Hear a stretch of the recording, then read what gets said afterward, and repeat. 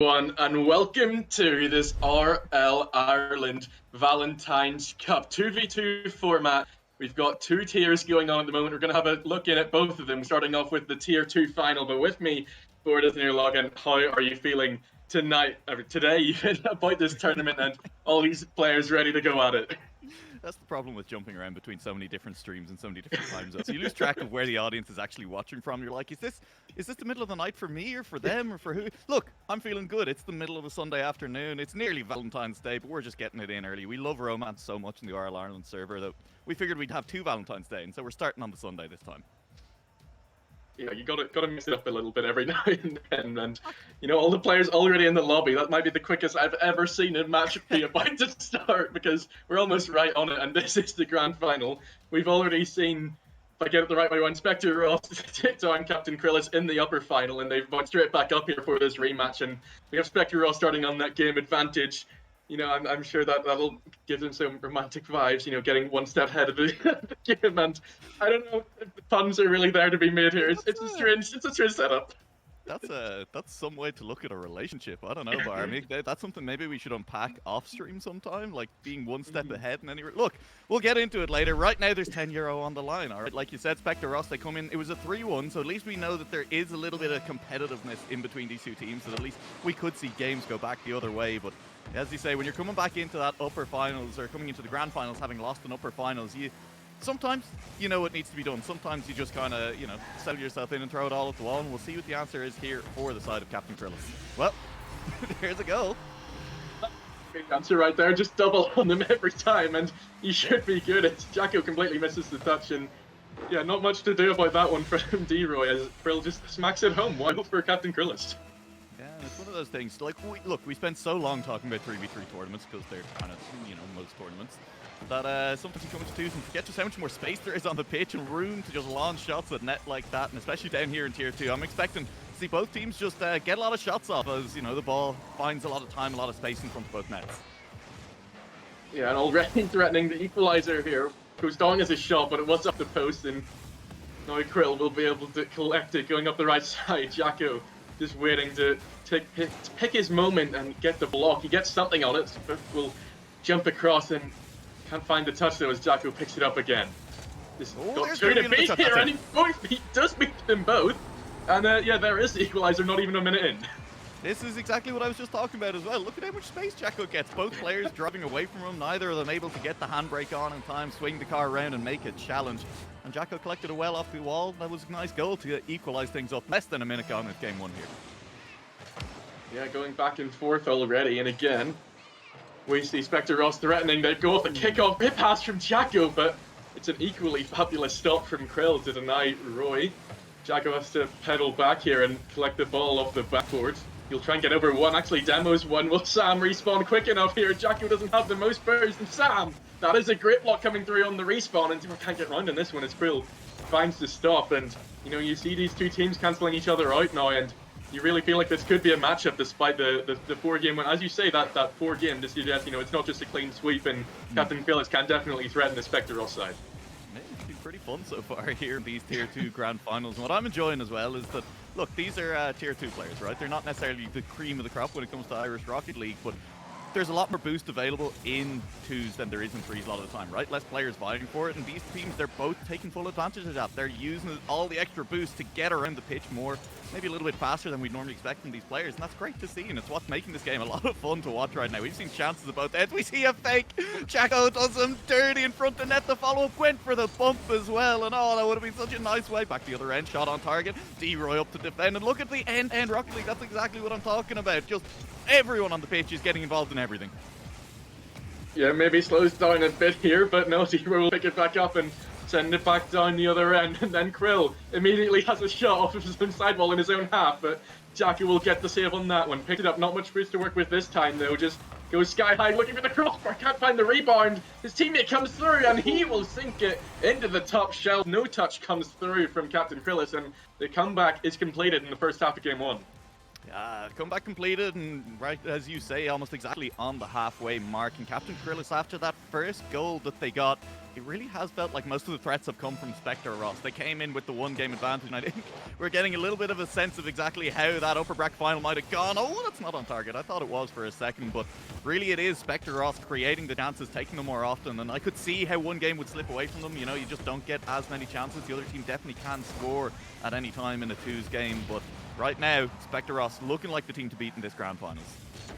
Still a bit end-to-end, but not the same quality coming out from Captain Krillis this time. It goes off the crossbar for D-Roy. They'll keep the possession though as Jacko recycles it, finds his teammate in the middle, but cannot find the rebound after that one as Sam clears it away. Jacko will have to race to this one to deny Krill, and we'll find that touch too. This boost taken by his teammate means he can only get a soft touch towards Krill.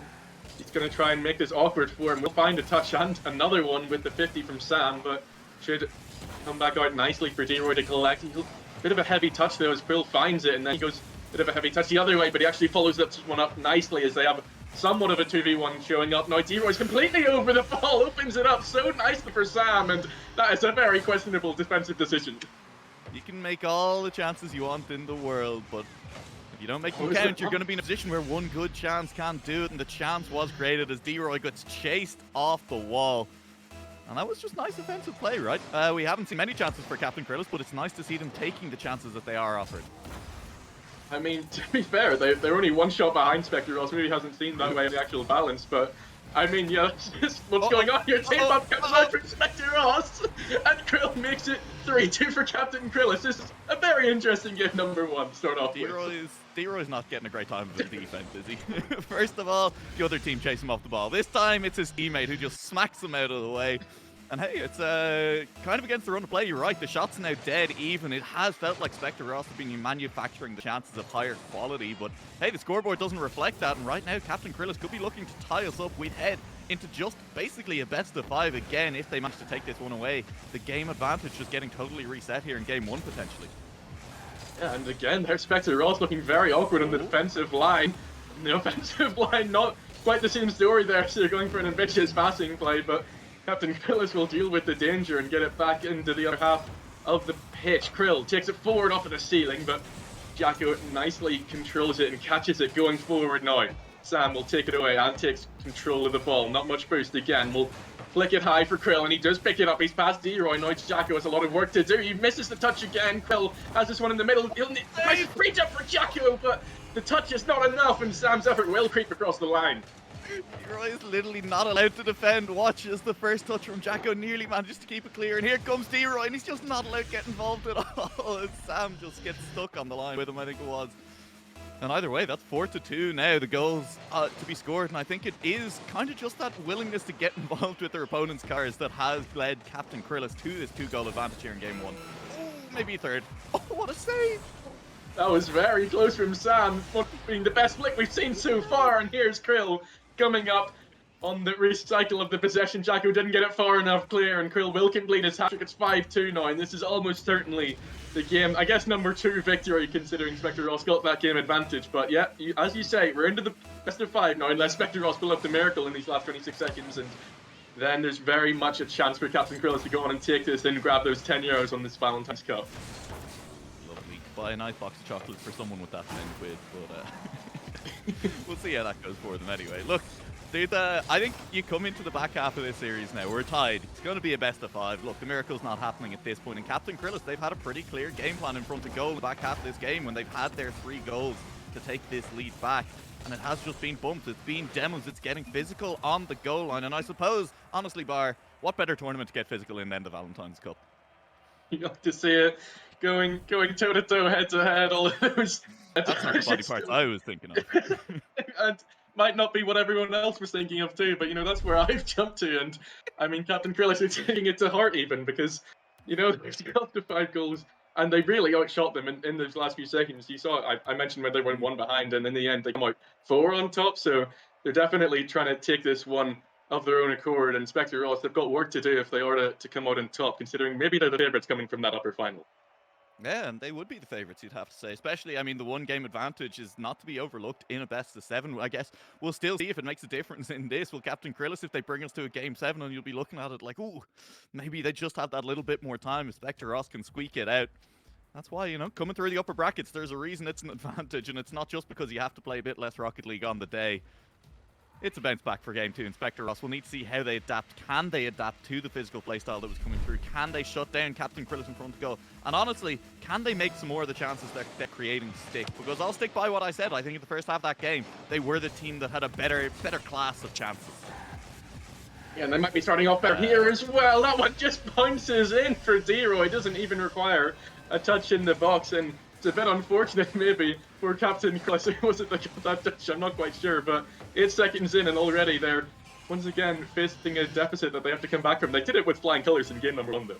Yeah, they look good with it. It was the second deficit that they struggled with a little bit. And honestly, not much to say up that one. Is kickoff goal. Kickoff goal happened. Jacko put this one. Watch Leroy rotating into play. Has boost. Tries to dunk Sam Pief. I think there was no boost for Jacko. So now this will be a little bit tough on the defense. There is 50, but the touch isn't great. And Krillis will pick this one back up. Land in the middle of the pitch. That's another demo coming back the other way. That'll leave space in the middle. Krill, how much boost do you have? Will rise, beat that ball, will look for the double touch, make it stylish. The backboard bound a second time means the back of the net won't be. And that was at least a decent chance again, though, coming off that physical play. And that's what we're asking. Is there answers for Spectre Ross? And in that play, there absolutely wasn't. Yeah, it just sets them up as well. They've had possession ever since that demo comes through, and this time they do crack the defense. And what a passing play that is. Just straight past the last defender for Spectre Ross, and Sam buries it. And I think, honestly, I'd give credit. Again, I know there was no bump in that play, and I may be overselling the point, but I honestly think that they were looking at goal scorer there, Sam Pief, and being like, oh, he's going to come, he's going to attempt to bump the defender out of the way. And you could see the defense kind of looking a little bit spooked, looking for where that bump was coming from, and instead the pass comes through. And here's a second passing chance as well, back to Sam Pief. This time the defense is in the way, the follow-up's good, and the offensive chances for Captain Krillis, they're looking so strong here in Game 2. Yeah, the link-up is coming off perfectly here. The shot from Sam isn't too dangerous by itself, but it's the fact that D-Roy's by himself, and all he can do is knock it back out to Krill to finish it off, who'd already gotten that pass to Sam, so it's a 1-2 of sorts, and means that Captain Krillis is straight back into the lead again. Not even a minute gone here, and already plenty of goals flying across the board. It's nice. That's exactly what you want to see in a twos tournament, when we were talking about, you know, a little bit more space left on the field in general, more boost for everyone, and it's nice to see it being put to use. And the goals dropping, and it does mean you always have to be wary in a twos game. A 1-goal lead, that's not safe, not even slightly. And just the fact that you were the team that's had the chances that's created them, we saw in the last game, it doesn't mean anything if you're not building up a big lead off the back of it. And Sam Pief is attempting to grow this lead. Will try for a dunk. The dunk not going through. His ball is played low. D-Roy in a bit of space here, but not enough space to get anything really important done. That's a lot of boost used for Krill in front of net. It'll leave a shooting chance for Jacko, but Jacko can't sneak it past the defense. And this will be a period of a bit of pressure for the Spectre Ross side. They'll need to capitalize on it though if they want to get back into this game. Yeah, Sam deals with that attempt nicely, getting it off to the side. And here's Jacko maybe trying to pass to D-Roy, but he didn't quite realize that he's gone for the mid-left boost, so they have to try again. He cycle it round. Krill will get it as far as Jacko on the halfway line, but he sends it back to Krill, means he can get it a bit further. D-Roy will intercept though. Now Sam picks it up. We'll take it off of the sidewall again with zero boost. Launches it on once more. D-Roy misses the touch, maybe the bump from Sam. Krill will have the open shot, but Jacko comes back round in it. The bump this time didn't quite work out to its full perfection. Jacko did well to recover off the play though as well. The bump was good, the shot was good as well. Just unfortunately, Jacko landing is a bit of a team bump. They're getting too into it now, alright? It's the other team you're meant to be bumping in the game. And that's a demo back the other way, but oh, another demo! As there's fireworks all over the pitch, explosions landing. I don't know which holiday we're meant to be sending. I don't feel like fireworks are a very Valentine's Day thing. Not quite the right holiday matching up there, but nonetheless, it's what the players have decided they want to do. Krill almost looking for the dunk over D-Roy, but cannot find the finishing blow. Sam again fixes with Jacko, that one heading all the way down the other end, but Krill nicely placed on the center circle to get it into the danger zone, just pulls it all himself. No one from Spectre Ross finds anything. I think it was D-Roy up for it. Jacko expecting him to find the touch. It leaves Jacko in a terrible situation to have to pre-jump this save and gets absolutely nothing on it. Krill gets it through 3-1 for Captain Krillis. This is the question we always have to ask when we come down to a tier 2 tournament as well, something like that. Look, they're very good players, right? But the question is always, how much respect do you have to give your opponents, right? Because if that clear comes through, Krill's in a really awkward spot without boost, that's going to be a goal back the other way. If that last play, if Krill had been there without boost, the clear come through, Krill potentially leaving yourself open to a counter-attack, but by being in that position, you managed to capitalize on the chance, and you wouldn't have if you'd respected your opponent a little bit more. And what I'm saying is, sometimes it's okay to disrespect your opponent. Yeah, sometimes it works out, you know, when you're chasing these bigger leads, as you say, the 1 goal very rarely enough in 2, so they were looking for more, and as a result of that, they're still in this lead, even though they have pulled one back, Spectre Ross, and they're building up again here in the final third. They are threatening to find this equalizer, but it just gives Captain Krill more time. Not enough time, clearly, because Jacko's all over this play and will just 50 it past Krill somehow. Krill seemed to be taking control, but Jacko just denied. Krill just overrunning the ball a little bit. First touch not quite good enough, and then all of a sudden it's a scramble, a race to the line to see who can get there. And Jacko puts one home, and there he was. It was a 2-goal lead for however brief a period of time, and already now it is back to a tied game, and it's starting to feel like leads are a little bit cursed heading into the back half of these games right now. It looks set to be, honestly, a little bit of a nail-biter as we head into the last minute and a half. Yeah, Sam trying to get themselves back into the lead, but Jacko easily cuts that one out. The zero-bush shot wasn't threatening much. Jacko does much better this time and finds the post, but his teammate wasn't linking up with him, and it means that D-Roy has to come back around. It gets it in the middle for Jacko, and Jacko will finish this one off. No touch for Captain Krillis, and we've headed back to the other way as Spectre this time take the lead.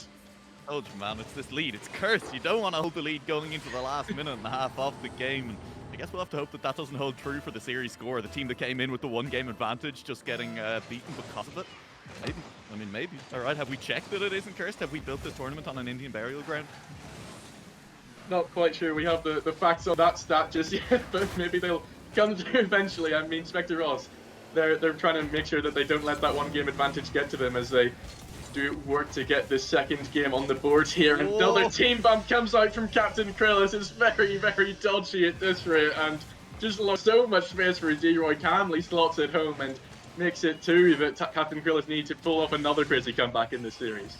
Look, an open net, it's still a net, and you still need to put the ball into the back of it. And we've seen enough times, even like you watch professional games, and you're still just like, yeah, it's an open net. Why didn't he score sometimes?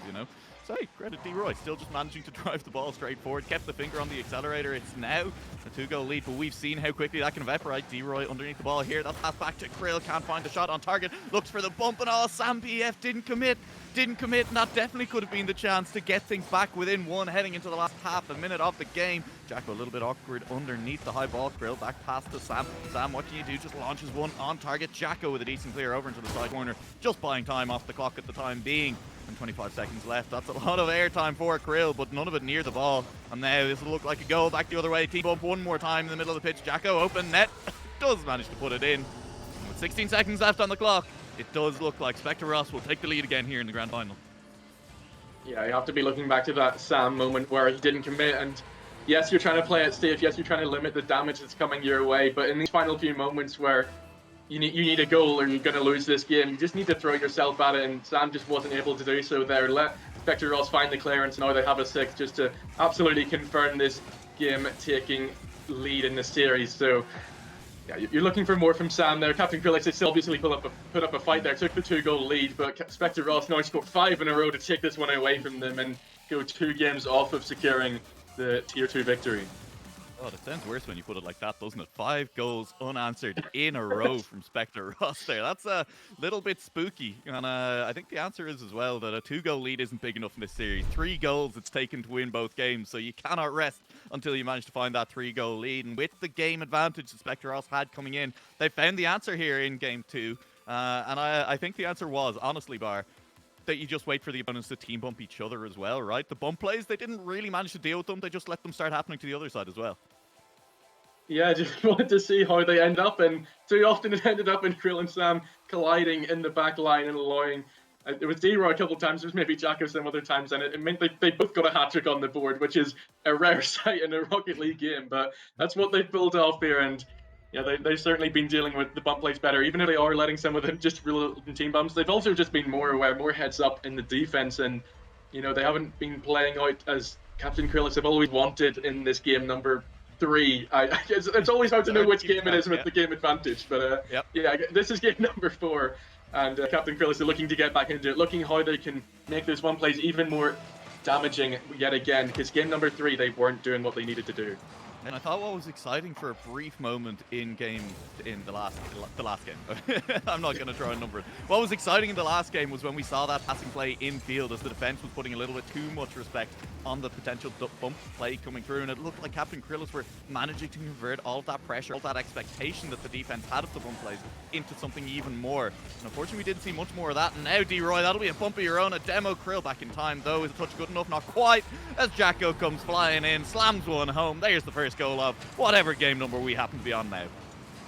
Yeah, Krill almost finds the double off of backboard here. I think if he turns his car a bit more, he maybe finds it, but doesn't matter. It does come back out in the middle of the box for Jacko to strike home. Does it hard and true, and it means that there's no chance that that one's not finding the back of the open net. 1 goal in the lead for Spectre Ross now. Will they find that magic number 3 this time and just keep it at the clean sheet? I don't think so. I think Captain Krillus definitely have it here. And then this game with both Jacko and D-Roy in the other half of the net. Jacko does have time to rotate back here, and Sam cannot find the net as D-Roy will make the most of it, denies him off of the post and keeps it at 1. Sam tried there, knew that the defense was coming back in, communication good enough to understand that Jacko was going to make it in time to cover off most of the net, and tried to just sneak it in between that post, and found the post a little bit, and Jacko found the angle anyway to sneak all the way across the face of the net. So it'll be denied, but it'll be another chance now for the side of Captain Krillus. Say in front of this net, there will be a lot of boost used up just there. D-Roy's managed to pick up more, and on the back wall, Jacko is just watching that ball, doesn't get a great clear to it. D-Roy chooses not to commit to the follow-up. Maybe a little bit of miscommunication, could have let each other know who had boost, who was where a little bit better on the defense, and a bump, a demo in the face of the net. Sam PF, can he get it over the last defender? He can. Krill, can you get there in time? Yes, you can. There's the equalizer. And again, the demo is so huge. Krill comes through on it and allows Sam to just get it straight over D-Roy, and Krill comes back around it. Almost escaped him on the right-hand side of the net, but he does get across, does find it, and again, the team play is acting out to perfection for Captain Krillus. They keep on finding each other in this final third, working so well in tandem and finding that communication. It's really tough for Spectre Ross to always find the answer. Jacko somehow reads Krill off with this one, but just sends it back out to Sam PF on the edge of the box, and again, they're linking up. They're always backing each other up in the final third of the box, and they keep on getting the goals as a reward. Oh, it's this communication in the last third as well for the side of Spectre Ross. It was an awkward touch, honestly, for Jacko to make as Krill put the ball, I think, awkwardly off the roof of their own car, and Jacko was like, is that behind me, is that in front of me? He had to stop, reverse, 3-point turn on the wall to get an angle onto it, and then the touch at the time it came, D-Roy had been baited in as well. The shot comes through, Krill looking for a double touch, won't find it. Sam PF coming through, doesn't win the 50 hard enough to get the goal right there. Now Sam needs to be a little careful, that's a miss, and that's Sam stranded without boost at the wrong end of the pitch, but D-Roy's too slow on the counter attack, and Jacko was in front of the play as well. So the lightning quick counter attack that could have maybe caused something to happen, not coming through this time of asking. What if they just do it anyway though? No, not this time. Yeah, they don't quite make the most of it. Captain Krillus doing a good job on that front of, even when they do make maybe those mistakes in the other half of the pitch, they're finding the rotations that they need. And Krill again left without boost, but again, he's finding his way back to back up Sam PF in that front and not allow Spectre Ross too much space in the final third, because it's so easy in twos to find that at times, but Captain Krillus somehow just denying them that opportunity, and means that they're keeping a hold of this 1-goal lead. Another bump from Krill comes out. Jacko this time is the first one to it. Sam wasn't quite getting up to it, but the double threat again. There's so much space that you just can't allow any double threat to come through because it allows Krill so much space, but yet Spectre Ross allow it, and they still find the save. D-Roy gets up to it. The pick almost comes out. They've gone straight up the other end here, but Krill will deny, and this is end-to-end action at the moment. Sam will deny again this time. We stay at 2-1. I would swear to you that there is a third player on the blue team during that play, because I have no idea how D-Roy managed to recover, managed to get back to that ball, managed to make the save in time, and it's D-Roy making it clear again. Great defense from Spectre Ross, something that has haunted them a little bit in these games so far, but they're making it work for them here in this game. Still down a goal though.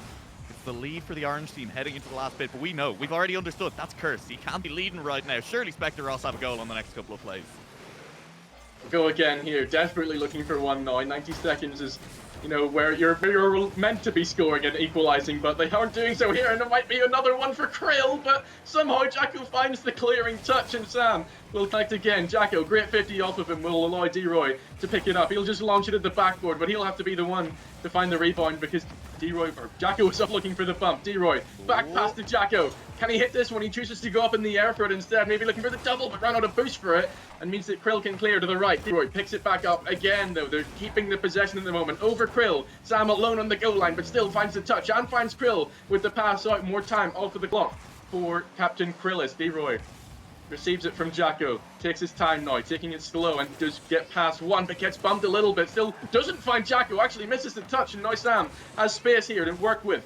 We'll try to find Krill with it instead. It'll just come back out to D-Roy. He launches it back up the right-hand side, and Spectre Ross, they're threatening, they have possession at times. Their Captain Krillis, again, are doing so well to shut them down time after time. Krill maybe has the counter here, surely. He finds the open net. Yes, he does, and with 2 goals up in the last 30 seconds, maybe we won't see another comeback. We might not, but 2 goals, that's the exact number that we know is cursed as well. So maybe we will, all right? That's all I'm saying. Another 5. Yeah, another 5 goals left in this game right now. Yeah, it'll be 5 unanswered from Spectre Ross in the last 30. A goal every 6 seconds, thanks.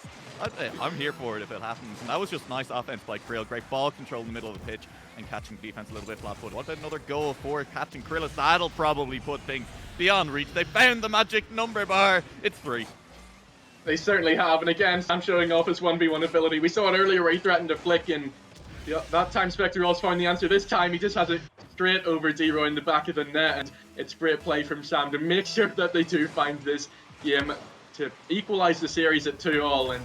And with 20 seconds left, Spectre Ross will make it interesting maybe as they need a goal every 10 seconds, but surely Captain Krillis have done enough to get it over the line. Oh, surely. Oh, you'd say that, would surely. you? I mean, surely. I'm not confident just yet. I guess we'll see. There is still, like, 19 seconds is an eternity, you can feel like at times, right? The start of a game, they fly by without anyone noticing. At the end of a game, those 19 seconds feel like they last a full minute. But in this last 16 seconds, I don't know if Spectre Ross are going to make it back to the other end of the pitch. We're going to be tied back up in this series. I feel like, okay, misses like that, a little bit scary. And I think what we saw on Spectre Ross's last goal is something I have felt has been missing a little bit from this series in general, which is just launching shots at the net. Just, get power behind it, put the ball on target, make the defense answer, because we saw just there, sometimes they won't have those answers. Having the shots in the bag is just going to make it that much easier to find the times when you would have just scored.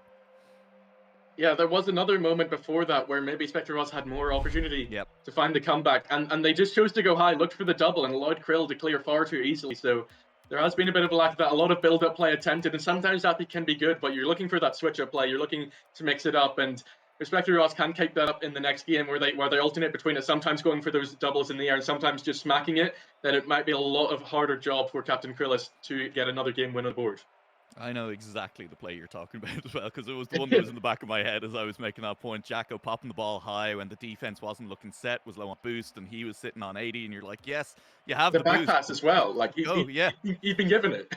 Yeah, just shoot. It's a net. The ball needs to go in that direction anyway. Sometimes the shots will just work. And hey, we're talking about how we were down to a best of 5. We're now down to a best of 3 here in the Tier 2 Grand Finals for the Valentines Cup. One of these teams just need 2 more wins, but they are tied at 2-2 in the series right now. Captain Krillis having 1 more games in the series. Spectre Ross coming in with the 1-game advantage. We'll see who has it in them to just take 2 more. Sam losing out in the kick up to Jacko, but Krill trying to take possession, misses the first touch, allows Jacko to come through in 50. Might be a very quick goal here. Sam has to backflip on it, but still finds the touch to not allow D-Roy to get anything on it. Krill now taking control. D-Roy's too quick though, and he gets it long and clear, but Sam will be the first one to. This takes the boost as well. He takes his time for this one. Krill's waiting on the left-hand side. Sam a bit awkward in the air here. Still will find the touch over Jacko, but doesn't find the 50 on D-Roy. Has to settle for the bump, and now 1v2 for Krill to deal with. He has to get across for this one. It's up in the air for Jacko. He will finish this one off. Great play from D-Roy to get it in the middle for him, and 30 seconds in, Spectre Ross take the lead.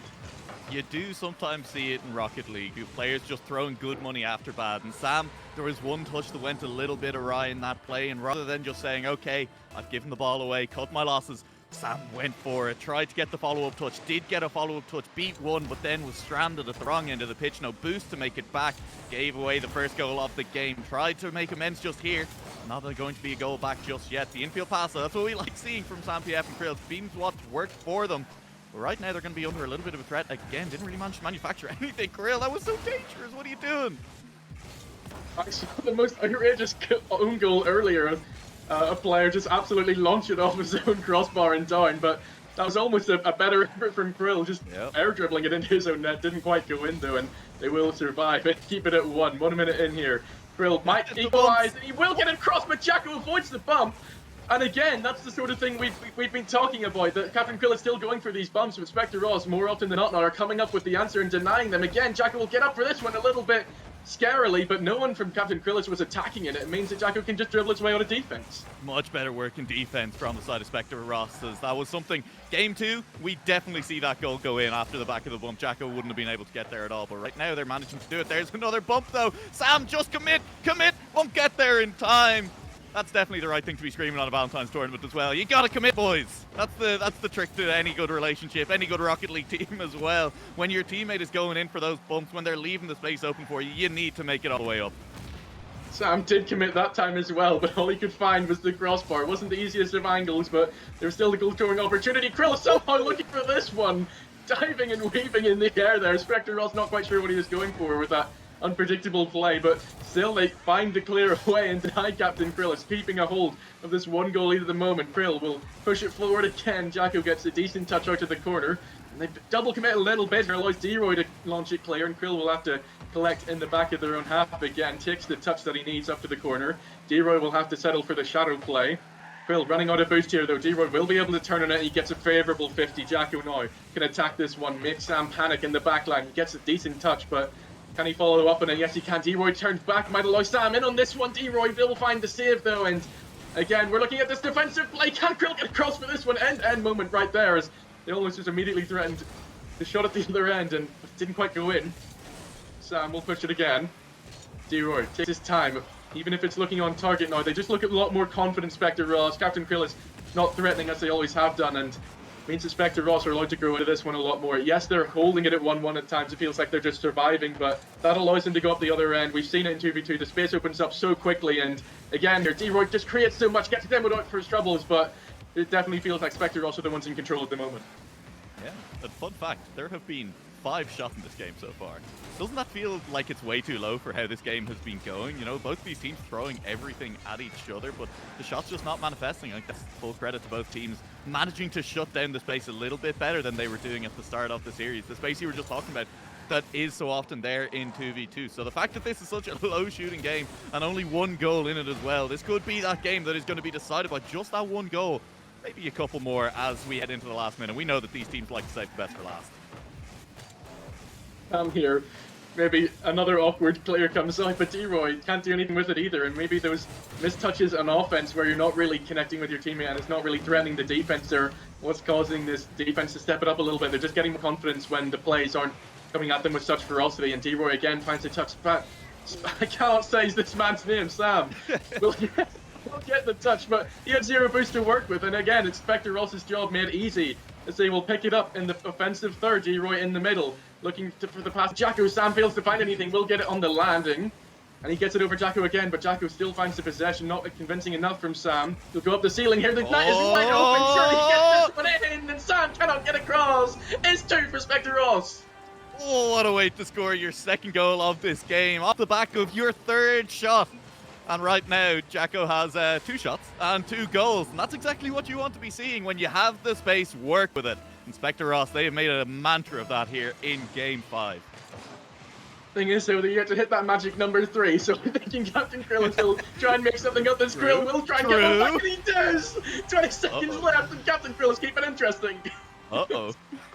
They didn't hit number 3, and now they're in trouble. There's 23 seconds left on the clock. 1 goal, 23 seconds. I could see it happening. We're going to keep an eye on this first kickoff, all right? It's going to be Krilla. It's going to be Jacko heading for the ball on this one. Which way does it go? It's going to head back into the orange half, but this is just going to give time for Sam to pick up boost and for Sam to get a good clear past one, and now Roy is going to be a little bit stuck in the wrong half. Sam, no, the miss! The miss underneath the ball. That looks like the moment that'll maybe define this one, but Krill still has Sam in the middle. Do they? No, it doesn't sneak past one. There's 7 seconds. They're throwing everything at this back left corner. It's going to go in. No, he skied it. It's off the crossbar. The chance was there. It looked like it was in. It's still there. It's still there. Sam, come in. He doesn't even need to. Krill does it themselves.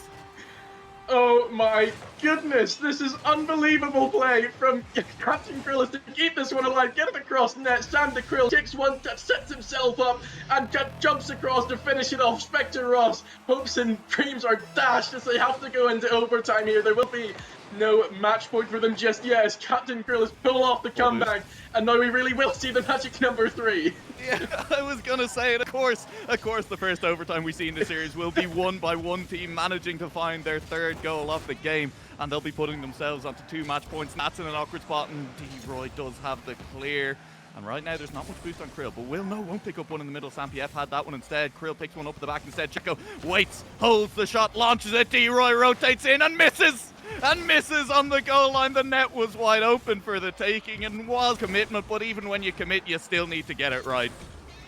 So close for him when we saw it with Captain Grillis as well before that. Eventually, they did get it in the equalizer and find it. They struggled time and time again. There's no struggling this time. This one from Grill is straight into the back of the net. Captain Grillis pull off this seemingly impossible and take game number 5. Looking into game 6, they've 2 match points, as you say. What a performance, all 3 coming from Krill, pulls off the hat-trick, and that is absolutely wonderful play from both teams, but especially Captain Krill's. And that looked like an open net. That looked like a soft goal to end the overtime, but Jacko had been demoed at the other end, and honestly, if that ball goes anywhere nearer the center of that net, if it gets any further away from that left post, Jacko makes it back in time to actually save that after responding from the demo. So Krill still needed to put that one on target. Krill still does put it on target. It was a hat-trick across the face of that game, and now it's Captain Krillis, despite losing the upper final, looking to win. They have 2 games to do it here in the Grands.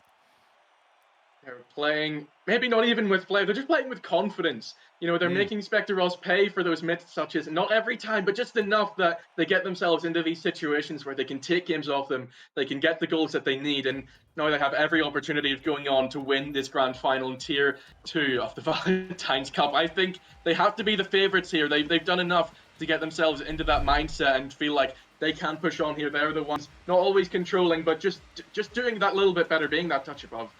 Spectre Ross have their work cut out for them, and if they are to come back in this one and get the 2 games in a row that they need. And the touch that they are above, I think, is generally speaking the bad touch. Just getting a little bit too close to their opponent's cars and making sure that they can't get back involved with the play. And that's been working all series long, and I'm so glad it worked for them again there at the end of that last game. And I think we saw D-Roy in the chat, and you know, demos, man, they're clearly aware that it is something that has been costing them in this series, is not being able to respond to the demos and the bumps. Jacko 50-side Krill. Sam left in the 1v2, but Jacko's run out of boots. Can D-Roy do better? No, Sam again finds that save. He's done that so many times this series where he's in the 1v2 and still somehow finds the save. You see it in his 1v1 performances all over the show, but this one's an awkward bounce. Can he still get up to it? He finds it on target. Jacko cannot find the touch. Looked like he might have been able to get across, but Captain Krill is still get there in the end to get themselves into the lead. This is an absolutely crazy game. It seemed like Spectre Ross were going to get there, but as Nua did in the casting booth, I think Captain Krillis are certainly not ditching anything. They are taking control of this grand final. They only need to hold out for another 4 minutes. Obviously, that's almost impossible with just the 1-goal lead, but still, they will try for it. Spectre Ross straight up the other end here. Krill launches it long as Jacko will have to come back around onto this one. Krill looking for the 50. Actually, he's looking for the bump, forces him into the awkward touch, and Sam can get in the middle here. Goes himself and finds 2 within the opening minute. Unbelievable. Captain Krillis again. They just keep on proving that they are the better team. They want it more, and they're just pulling out all the stops here. D-Roy cannot find the pre-jump save.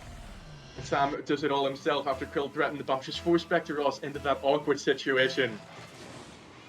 And now we need to see the response from Spectre Ross. They were the ones that needed to just hold out in the last game and they couldn't do so. Maybe they can repeat Captain Krillis' efforts, but I mean, it always takes something special. That is not an easy feat that Captain Krillis has just shown us, and I'm sure Spectre Ross will try their D-Roy's across. That should be a goal, but Sam and Krill were covering plenty of the net to actually make it quite difficult, and D-Roy is denied on the goal line there. Jacko will pick it back up at 50 out by Sam. D-Roy picks it back up on the midline. Sam just takes his time again. Has so much patience there to deny D-Roy, and it makes his life so much easier as the shot in the end isn't too powerful, but if he pre-jumps for that, it's a whole lot harder to read where he's going to go. Krill now fakes out one, but Jacko comes back around to it. Doesn't have enough boost to grab the mid-boost though, and means Sam gets there first. Pushes it forward into the box. D-Roy, touch not great.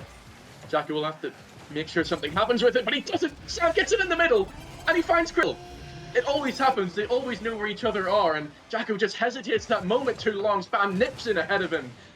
And Krill is so consistent with these goals. We saw him score the hat-trick last time. He's got his first this time as Sam had opened it up for him. And it looks like it might be clean sailing from here. Krypton Bliss, they find the magic number 3, the earliest we've ever seen in this series, and means that Spectros will have to pull off something we haven't seen at all in this series. Sam makes it 4. Surely this is doors closed for Spectre Ross as Captain Krill has just pulled away from them, prove that they're the better team on the day despite losing the upper final. And they are walking away with this one at the moment. Hat-trick completed for Sam within 2 minutes. Gonna be a very confident ending for them here in tier number 2 of this Valentine's Cup. Jacko though, they'll still try, of course. 3 minutes is a lot of time, even if 4 goals seems insurmountable. D-Roy will pick it up. They're still gonna try. Just no like need to go for the ball here. They're 4 goals down and still there's just no effort to jump at it. This time they will push it forward, but still Krill's allowed time to get back, but D-Roy straight over him! They pull one back here. They will make it interesting, nearly on the halfway mark. They're just throwing everything to the wind at the moment as they make this series even more unpredictable. They will keep on pushing. Sam loses the kickoff. D-Roy takes control. Jacko backing him up, maybe looking for the bump play with him with that pull shot, but Krill does enough to find the save. Sam out to the middle for Krill. He pushes it forward under the backboard. Can Jacko find the touch? He does, but it's not convincing. Sam will be able to strike it and he finds the back of the net.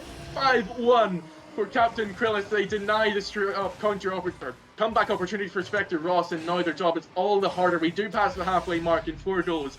It's very, very tough for them to deal with.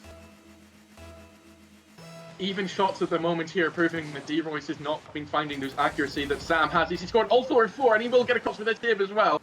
It's pretty much a one-man show at this rate from Sam PF as he scored 4. Of all 4 shots that he's gotten, 800 points and 4 saves. Spectre Ross absolutely failing to match that wonderful precedent being set by him, and if they ought to come back in this one, it's going to take a big step in front of them. D-Roy finding some more accuracy, Jacko finding any sort of shots on the board at all. Sam will make it 6 here, and it's just devastating at this rate for Spectre Ross. Everything's going against them, and Sam is just taking it all by himself. D-Roy jumps. It's all in vain, though, as Sam makes it 6 and gets his almost crossing the millennium of points and almost getting the double hat-trick. I don't know how you're meant to stop this man at this quality of 4, because he just goes again and again, might even score a kickoff. Jacko will deny it this time, as Krill will keep it alive in the final third, looking for some crazy double tap off of the wall, but doesn't come off to anything in Jacko. Sam's left alone in the back. Jacko gets the touch, but Krill this time will get across to make the block. D-Roy back in the middle. D-Roy will pick it up himself, trying to pass to himself as Jacko isn't quite involved in the play just yet. This time D-Roy will leave it for him, though. Sam will dribble it out, but gets demoed and means that D-Roy has space and time on the edge of the box. Can he do anything with it? Disruption comes through from D-Roy can only find the backboard, and still Jacko fails to make anything of the rebound as Krill gets across. Captain Krill is just the better team in every aspect at the moment. They're just doing everything that's required of a grand final winning team. D-Roy pushes it. Jacko with the demo this time. Will they get one back? They will indeed. They make it so that this final minute isn't quite a done deal. But surely it has to be. Spectre Ross, I keep saying it, they need this miracle. They need something absolutely amazing to make this comeback. But Captain Krill keep on denying. They keep on getting extra goals to make it even more cemented. So I really don't think Spectre Ross have it in them. Of course I'm willing them to prove me wrong in a grand final like this. And they do win the kickoff. Jacko up for D-Roy, but Sam is so quick to shut down ideas before they've even surmounted to anything. Krill looking for the ground pitch, can't find it, is blocked out. Will take control of the ball back though. Can't make anything troubling of it as D-Roy gets the touch away. Sam is all over him. Actually, he's not, but not a very great touch as it's off the backboard and allows time for Captain Krill to regain in defense. Jacko is always chasing that one as Sam will have the strike, but it's pretty harmlessly off the backboard. Can they make anything of this push off the other field? No, they don't really need to as well. They're just maybe playing it a little bit more safe, though, and aware that even if it is 4 goals, it's always possible. But as we head down to that 25-second mark, Spectre Ross, it's all but over for them. They're just playing it out to see if anyone can score any more consolation goals. It's been an unbelievable performance from Captain Krill. to get this grand final win. Looked like it was going to be so back and forth the whole way through, but Captain Krill said, just step it up in game number 6, get the 2-game advantage. They will make it 7. Maybe we're heading to Barcelona here if they get another one in this last 9 seconds, but they've really just proven that they are willing to play, and Sam makes the double hat trick. He's just been a man on fire in this final game of the grand final. Spectre Ross, they will play out these final 9 seconds just to see what happens. D-Roy wins the kickoff, maybe denying the Barcelona attempt here. Krill will not find the touch that he needs. We're on 0 seconds. Can they do it again? They did it crazily well already one time, found the 2-goal comeback. The team pinch comes out. Krill and Sam combining once again. Krill into the middle. Sam isn't there though. D-Roy will keep it alive. Jacko can't find anything on it. It's touched the ground. Captain Krill are your tier 2 champions. Really, really well played. Sam, star of the show in this game number 6, getting 6 goals to himself, almost 100% accuracy. That has been your tier 2 grand final. Left me alone here. We got there in the end though. And we'll head into a quick break here. Tier 1's coming up in just a minute. Do not go anywhere. You've seen how exciting this Valentine's Cup action is. It's going to be more great Rocket League, but we'll take this quick break.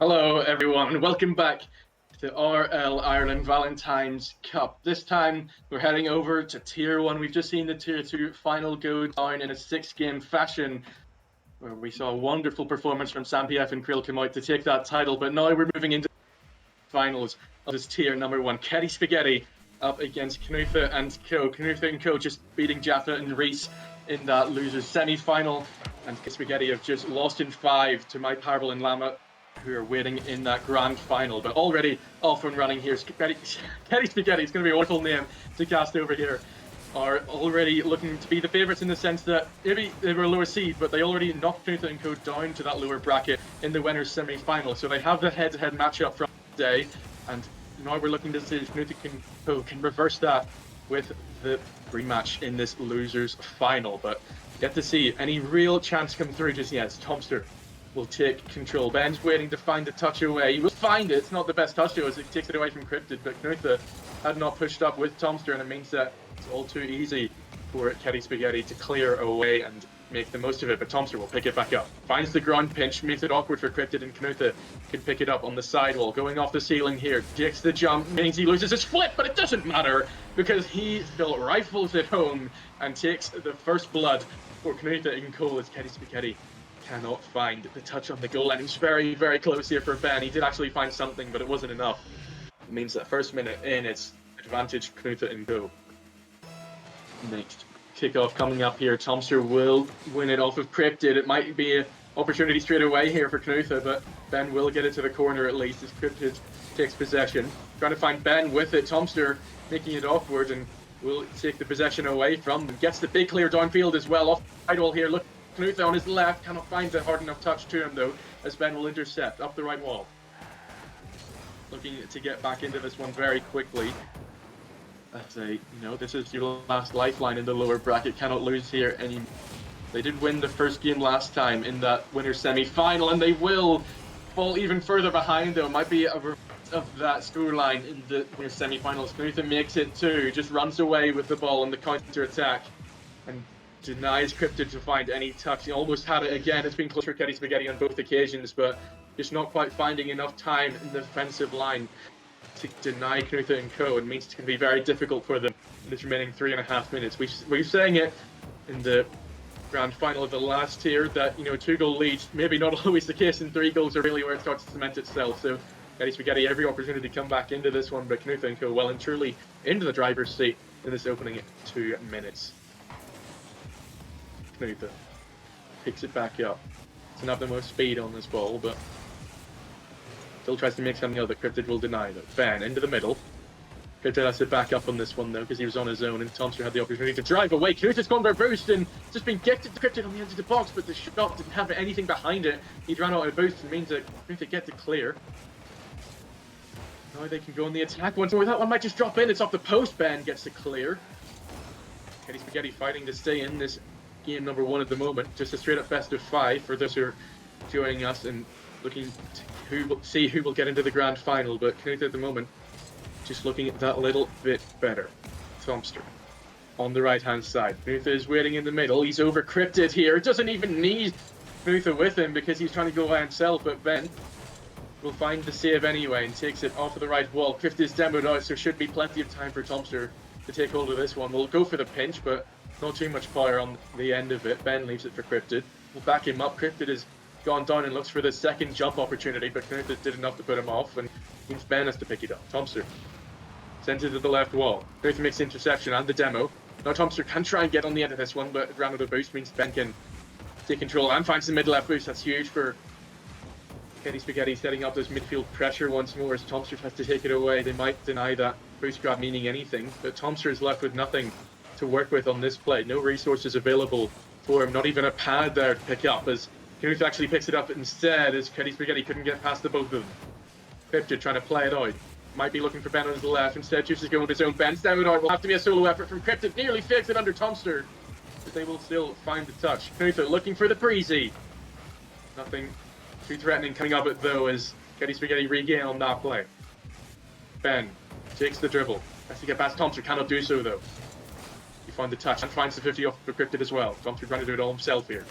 We'll try and dribble it out, but we'll have to settle for the boost on this one. But Cryptid just leaves it to him.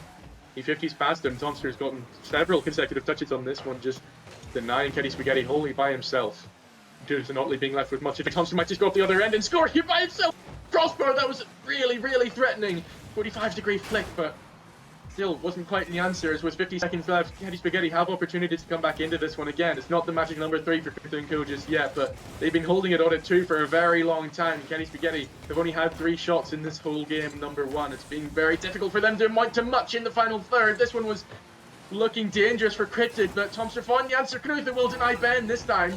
Tomster will have to find the cut on this one as Cryptid was looking dangerous. It's into the middle for Ben, but still Tomster finds a touch to deny. 20 seconds remaining for Teddy Spaghetti to find here, and Knuther will clear it long and hard. To waste more time off the clock. Both of them are in the wrong half of the pitch. There might not be too much space for Cryptid to go forward here. Tomster made the rotation back though and made sure to deny him. 10 seconds left. I think it's too little too late for Teddy Spaghetti now. Knuther will fake it for Tomster and they will just let the clock run out. Played out to perfection. Might be one back for Ben to make it interesting, but still only finds the crossbar. And it will be game 1 heading in Knuther and Co.'s favour. The opposite of what happened the last time. Ben would clean sheet for Knuther and Co., but I don't think they will mind too much as they still did plenty in order to get that deserved game 1 victory. 8 shots to 7. They'd actually picked it up a lot there, Teddy Spaghetti, in the last few seconds in order to try and get back into it, but still those 4 last minute shots, none of them found the back of the net when it mattered, only that one going in on 0 seconds. Knuther and Co. heading into game 2, knowing that they might be the better team here. They came in as the top seed. They lost the first matchup. Can they reverse it though and make sure they get that grand final appearance against my Valentine featuring my Powerblend Llama Rama? We will try and get into game number 2 here ASAP, but still opportunities again. You know, we saw it from Teddy Spaghetti that they can threaten here even if they didn't find the goals when they needed to. Knuther and Co. aren't immune, they aren't invulnerable, and they certainly have weaknesses on this day. They dropped a game to Jaffa and Reese in the semi-final, and they dropped 3 obviously to Teddy Spaghetti in that semi-final. They did sweep Dumb and Dumber when they immediately dropped down though. Dumb and Dumber featuring really quickly Jeremiah and Zexel, but this is a much harder matchup for them in even higher stakes, and the loser's semi-final winner goes on to fight for that €40 prize pool in the grand final, and the loser goes home packing. Great demo from Ben, but Knuther was backing up Tomster beautifully, meaning Cryptid couldn't get on the end of it. We'll rule out here before Knuther actually denied that opportunity from happening. Tomster 50 by Ben, but Knuther picks up his position. Tomster so good with the bump. Cryptid is out of the goal line entirely, and it's so easy for Knuther to find the open net. I mean, it's not always easy to score open nets, but this one, surely he was always going to score so much space, so much time on the right-hand side because Cryptid was so elegantly dispatched of in the net, and means that Knuther and Co. again are scoring the opener in game number 2. Might be a quick kickoff goal here. First goal where it really matters for Teddy Spaghetti. It is Ben to do so, and 30 seconds in, they've already bettered their game 1 effort. It's really well played from Cryptid on the kickoff. Tomster couldn't get back in time to deny the shot going in. Kickoff number 3 here. Tomster lost it out to Ben. It allows Cryptid to have another shot, but Knuther this time found the save as Tomster dribbles it. Ben is beaten. Cryptid is beaten. Tomster's into the back of the net. Does it all himself. We've seen a lot of solo plays come out in tier number 1 here. I'd say more so than tier number 2, or tier 2, where there were a lot more passing plays, a lot more demos connecting up with your teammate. But Tomster and Knuther are proving they can do it all by themselves time and time again. That's a wonderful play from Tomster's trade up over the both of Ben and Cryptid, and back into the lead now for Knuther and Co. That equalising goal from Teddy Spaghetti was short-lived. Ben doesn't have Cryptid very close to him here, so he'll probably have to do it by himself. Unless he gets to bump, that might have been the way forward with it, but Cryptid couldn't get back around in the play quick enough. Let's try to beat Tomster on the right-hand side. That's the 1v1 with Knuther here, and cannot get up in time to get over the top of him. Knuther comes out the loser of that 50 with Ben as it's going the right direction for Cryptid to strike. Tomster will look for the rebound off of the backboard and does find it, forces Ben to keep it even further back in his own half. Tomster, surely not quite, but it doesn't matter as he finds it off of the post for Knuther anyway. And they've just been so dominant in the air. Ben tries to go up, but Tomster immediately shuts it down. Beautiful double off of the backboard for Knuther to finish off, and Knuther and Co. just look like they want it more. They're throwing all of the plays at this Teddy Spaghetti side, and just proving that they're better, that they are willing to do more in this loser's final to get that opportunity. And Ben, even with the ambitious pinch off the wall, doesn't come off to anything. And now we do see the pass. They've just got everything this Knuther and Co side. Knuther finishes off the hat-trick with a wonderful pass from Tomster. and they're just picking up all the stops again. Getty Spaghetti cannot find anything against them. This is a side that beat them earlier on in the day, and they just look completely outclassed at the moment in this matchup. 3.5 minutes to go, and Knut & Co will find that magic number 3 already. They only needed 2 last time. Surely it might already have been enough. No, 3.5 minutes to go. It was last time. They got 2 very early goals, and Getty Spaghetti failed to make the most of it, as Knut & Co just cancelled them out time and time again. Knut now pushes forward. Good demo from Ben. They're going to have to try and get this one back into this one nice and early, so that Knut & Co can't set up shop and make sure they make the most of any opportunity they get in game number 2 here. But Cryptid can't do anything with this one because Knut was too well positioned under the ball. It means that Tomster eventually comes away with the possession. We'll have to do something crazy here to get around Cryptid. Cryptid does find a touch for Ben down to the middle. He may be passing it back here, actually. Maybe trying to go himself either way. Knut is the first one to the loose ball, all the way up to the other end. Almost another passing play coming out. They were trying to flip the roles as Knut nearly turned provider, but Tomster couldn't find the angle, couldn't find the touch, and means that stays at 4-1 for now. Knut off the backboard. A little bit dangerous, a little bit risky here as Cryptid does find something. And finds it past Tomster. Knut left with very little push, but still finds the save. Knut go. I don't know how they keep doing this. They find all goals, and they've been very rarely called upon in defense, but even still they do it when it's required. And Getty Spaghetti again failed to find the breakthrough. They need 3 here in the remaining 2 minutes, but Knut will just deny them no matter what they seem to do. Cryptid and Ben in the 2v1. Is this the moment? Knut is awkward, but still, somehow, unbelievably, finds the clear away and keeps their hopes alive of just getting it done with 4-1. Almost the shot across from Knut, and almost the fake as a result of that miss comes through, but Ben eventually finds the save. It's actually Spaghetti's first save of this one, somehow, but there is one back for Getty Spaghetti. They make it interesting in the remaining 110 seconds. And they just build that play here. It's a passing play from themselves, and it's actually played quite nicely as Cryptid found Ben with plenty of space.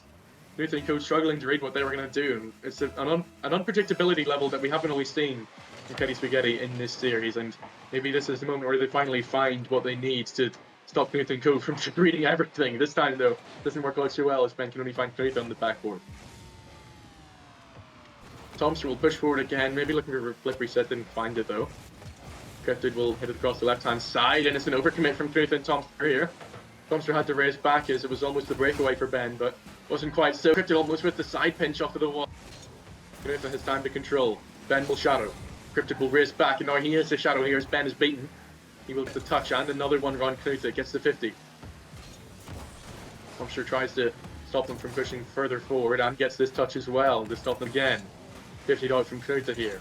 Not allowing them much in the final third to work with. Might be an own goal for Cryptid here. Can Ben get back? It's off the crossbar instead, though. A lifeline for them. Always seemed like Cryptid was going to be forced into that one. But wasn't quite to be. Tomster dribbles it across his own net. They're playing with confidence now. Not too worried about Getty Spaghetti can offer, but I mean, they can definitely offer things here in this game number 2. They've already pulled one back in order to reach for their aspiration of equalising the series, but still feels like Knut and Co are the ones in the driving seat. Tomster pinch up into the middle for Knut, but he'll have to chase this one. Goes for the bounce shot. Ben will wait for it to drop back down. I think Tomster wasn't chasing, so he was able to do that. Not always going to be able to do that. No, Tomster across. Knut will make sure it finds its way in. And with 24 seconds to go, it looks like we might be heading towards a clean sweep here unless Getty Spaghetti can either pull off something in this last 24 seconds or pull off the reverse sweep, both seemingly as unlikely as each other. Knut & Co again proving just that dominant force in this losers final. Ben wins the kickoff, and that is not what you want to see from Knut & Co if they were looking to make sure this is done and dusted, because Getty Spaghetti again now only needs a goal every 10 seconds, and that's very doable in this 2v2. Saying earlier, there's so much more space in this, so much more goals and opportunities to work with, and if Getty Spaghetti can find those in these last 20 seconds, it might be a world of pain Knut & Co find themselves in, but Knut wins the kickoff. Ben with the shot. It's on target. Can Tomster get there? Yes, he can. Wasn't too troubling to deal with, but in those moments of panic, sometimes they get through to you, and you just let it slip by. But no such mistake from Tomster this time. They just dribble it up in the air from Knut here. More time off the clock. Gets the flip reset past one. Cryptid will save, but again, it's too little, too late. They just didn't find the opportunities early enough to regain that parity, and it means that Knut & Co again run away with it. This time with the 2-goal scoreline, in fact. One game away from meeting Lama in my Powerball in the final, in the grand final even. The Kenny Spaghetti still, you have to hope they're still here to play because, I mean, they've kept it close both games, but they haven't just offered enough. You know, they've really failed to find equalizers at all. They've always been playing from behind and trying to punch up to Knutha and co, but I mean, they just have to hope that script flips in game number 3 and they avoid the clean sweep from Knutha and co. They've already got one today against Dumb and Dumb earlier on. And it'd be a shame if they were able to repeat it so easily in the losers final with Kenny Spaghetti failing to offer too much. Need to step it up a gear here. Need to offer some more on the front foot. Get game 3 kicked off nice and quickly here. Knutha and Ben to start us off. And Ben and Cryptid are desperately looking for anything in this series at the moment. Knutha 50 with Ben. Might be the straight away goal. Cryptid will race back for this one and deny. Too early goal.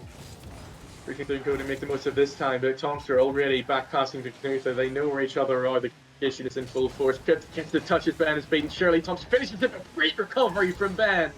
And this time, maybe they're playing a little more in their own tempo because Ben, he could have just given up on that play, but he found the recovery, got back into it, and maybe they're willing to play a little bit here. Tomster being chased by nearly allowed Cryptid to find the snapshot at net, but doesn't much of anything. 0-0 though. Better than some of the look-ins Kenny Spaghetti have had throughout this series, so you know it's progress for them, and there's still opportunity here. Ben will have to reach for this one, just find the touch, but it was always going to be difficult to find the shooting opportunity. Ben looking for Cryptid. Knutha to stop him in his tracks. Tomster up the other end now. 50's Ben. Cryptid on his own. Tomster has another touch. Does he have another? Maybe looking for the bump. Knutha has a shot, but harmlessly off of the post. Ben can control. Great demo on the rotation backwards, though, allows Tomster to pick it up. Doesn't find the midway boost, though. Means he has that one pad to work with, but still somehow beats both the Cryptid and Ben. The double commit comes through, and you really cannot afford to make a double commit in that situation, no less when Tomster has such little resources to work with. It means that Knutha's job is so easy in the midfield line. We've seen it a couple times where Tomster just takes it, control of it, and gets it in the middle for Knutha to finish off, but still Knutha has to be there, linking up with him, finding those open nets, and he does so again. To perfect execution there of that play from Knutha and Tomster, again finding the opener.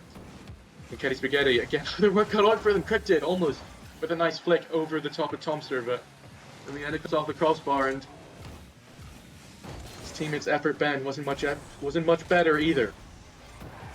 Ben fails to find the touch. Tomster dribbling over Cryptid. Ben alone, but Tomster cannot find the answer to beat him this time. 3 minutes left and 1 goal is really where you want to see Kenny Spaghetti keep it up, because they just cannot seem to get any sort of comeback when Knutha and co go 2 or 3 in the lead. They have to fight back. 3 minutes left is plenty time, but even with that plenty time, they've struggled when Knutha and co have gone up so early, and they really need to find something. Desperately now trying to keep themselves in this Valentines Cup. This is their last life, their last game that they can afford to be in, because you know they don't have anything else. If Knutha and co do run away with this one, then their day is over, and they will not be finding themselves with the opportunity to win the €40 prize pool in the grand final. They're pushing the right direction at the moment here. Tomster cannot find anything on it. Cryptid finds it back past to Ben, but Ben misses the touch, and Tomster has the breakaway. It's too easy. Cryptid almost finds the rotation backwards, but you're looking at Ben being the guilty suspect here. Cryptid had the pass to him, and there was no contact found for Ben. Means that it's 2-0 for Knutha and co. And they're looking very comfortable to deal with this one in a clean sweep fashion, proving that they should have been the top seed all along in this bracket. Tomster will chase, but Ben beats him out too. Tomster rotating backwards here means that Knutha doesn't have to find the touch, but finds the touch. But find the touch he does nonetheless. Tomster 50'd out. Any 50 at the moment for Kenny Spaghetti is more time lost off the clock, so they have to make sure that everyone is going in their favour and is going in the right direction. But Knutha is finding mileage going down the other end and forcing Kenny Spaghetti to work so hard for every single opportunity to find going the other end, and they'll have to find even more here, as you think that Kenny Spaghetti are going to be the ones who need to chase this, but it's Knutha and co who are the ones still scoring. Tomster, one touch, flip, another touch into Knutha in the midfield, and he just buries it again. They're so well placed from Tomster into the middle. Knutha to finish time after time, and he's got 2 assists now for his teammate Ben. Off of the kickoff though, they need something here. Cryptic looking for the ball, but still Tomster somehow reads it. And it's just impossible for Keddy Spaghetti to find anything in this one because of how good Tomster and Knutha are playing at the moment. Their goals are good, yes, but their defense has been equal to it. Anytime they've needed to defend, they've done it perfectly and not allowed anywhere near enough room for Keddy Spaghetti to work with. And even if they score one here, yes, it's a great goal. Team play, but I can't help but feel Knutha and co are just going to deny them on every subsequent opportunity until it's too late for them to actually come back in for it. But it's still that lifeline for Keddy Spaghetti. They needed to score as soon as possible, and they do so here. They keep themselves in it. They need a goal every 70 seconds if I can count. Every 90 seconds, I think. I think I can count, hopefully, but still, they're going to need to step it up even that step further. They pull one back. It's not enough. They need 2, and Thompson hoping that he can try and step it up as he finds the double, but this time only finds the woodwork.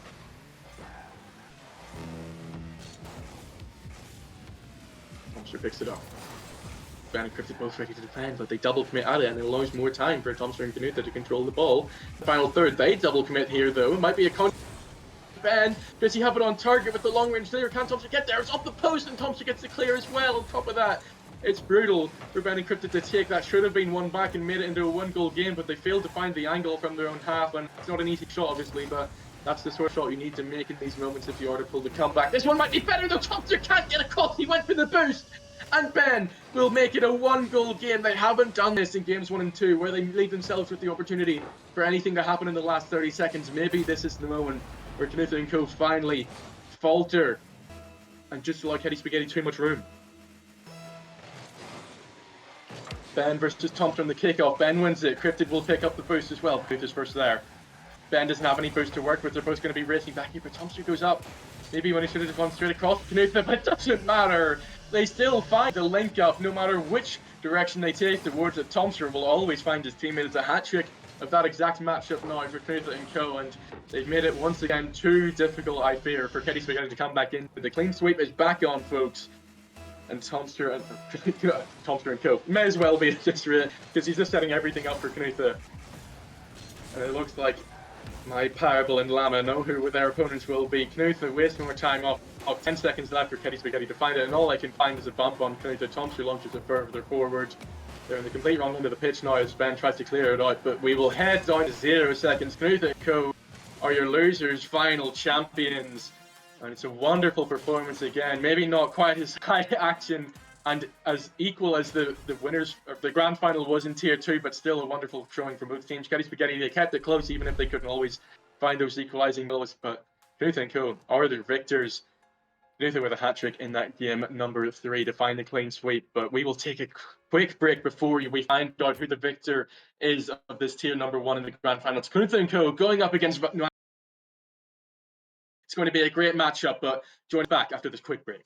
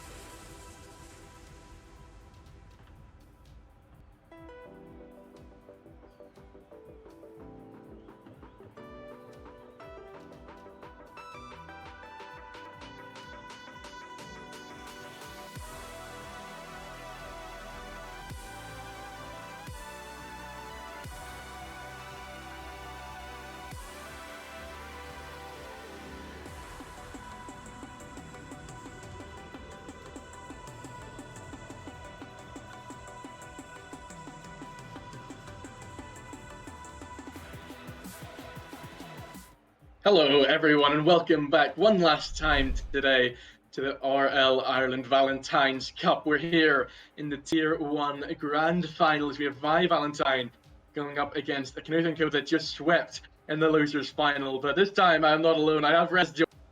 Are you excited to get into this one, Rez? I am so excited for this one. This is one of the top twos teams that we have seen in recent times. Tomster and Canutha, you'd expect them to do well, but Llama and My Parable coming out swinging in this tournament, coming through into the final three upper bracket, really making a name for themselves. And they've put in some really, really good performances today, notably just beating out Ben Usher and O'Cryptid in the upper final.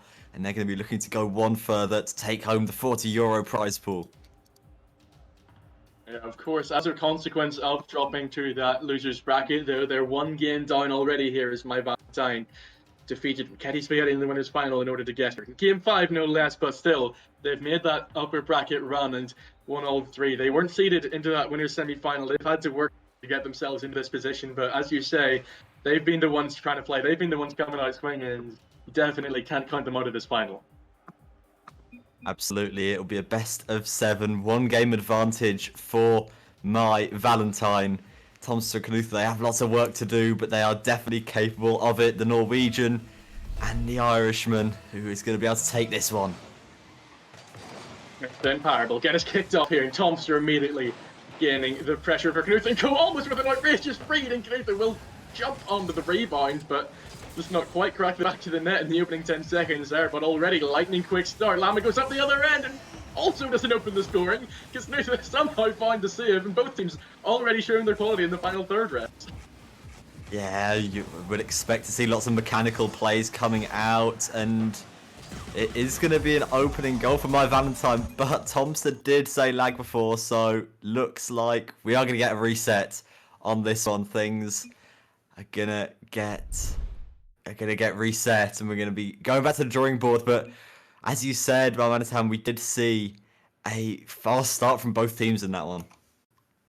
Yeah, you can see that both teams are raring to go here. I mean, hasn't been the smoothest of streams with Nua doing a disappearing act as his power went out, and now the lag comes out from Tomster. But hopefully, the rest of this grand final will go to plan, and we will play out the best of 7 as we would like to. But we are trying to get the reset happening at the moment, and John in the background just pushing all the buttons, and hopefully we will get up and going here.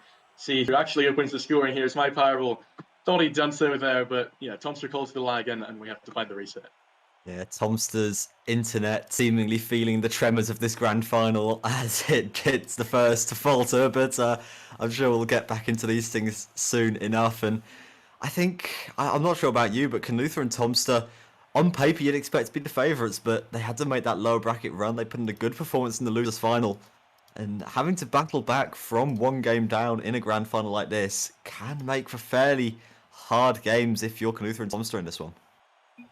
I mean, we've already seen it in Tier 2, though. It's very doable, as Captain Krillis won it in 6 against their opposition. And, there were some crazy plays there. And Canutha Co also weren't too shabby in that losers final. As you say, some of the goals and some of the plays they were bringing out really showed that they are definitely showing up on this day, even if they had to go through the losers bracket. So I think maybe they are still the favourites, even if they are one down. But Parable and Llama doing really well to get themselves into this situation, and just making Canutha and Tomster reconsider whether this is going to be clean sailing. Because if this was swapped and Canutha and Tomster were the ones coming from the upper bracket, I think you'd be saying that they're really favourites here and that they could just get this done in a sweep even.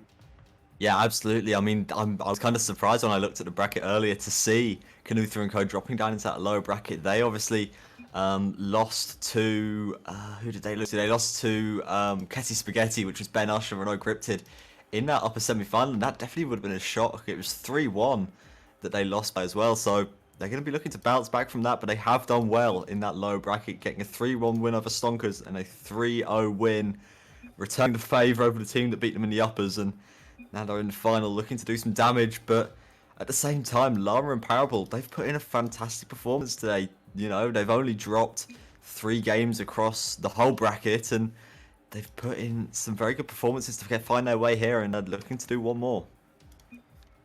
Yeah, and we've also had word that Parable has been peaking in ranks. So I mean, there's a lot going in their favor here. If Parable is hitting up the ranks and going up crazy amounts of MMR, and they're pulling off this actual performance in the tournament itself, then there's many chances here for them to make Knutha and Tomster pay for having to drop to the lower bracket. But we'll be trying to get into the start of this one at any moment. And are we still waiting for someone to join? No, all 4 players are in the lobby, but hopefully just Tomster has fixed his internet here and they are starting to join up. But all we can hope and pray for now is that we actually have a series to Tomster will has fixed his internet.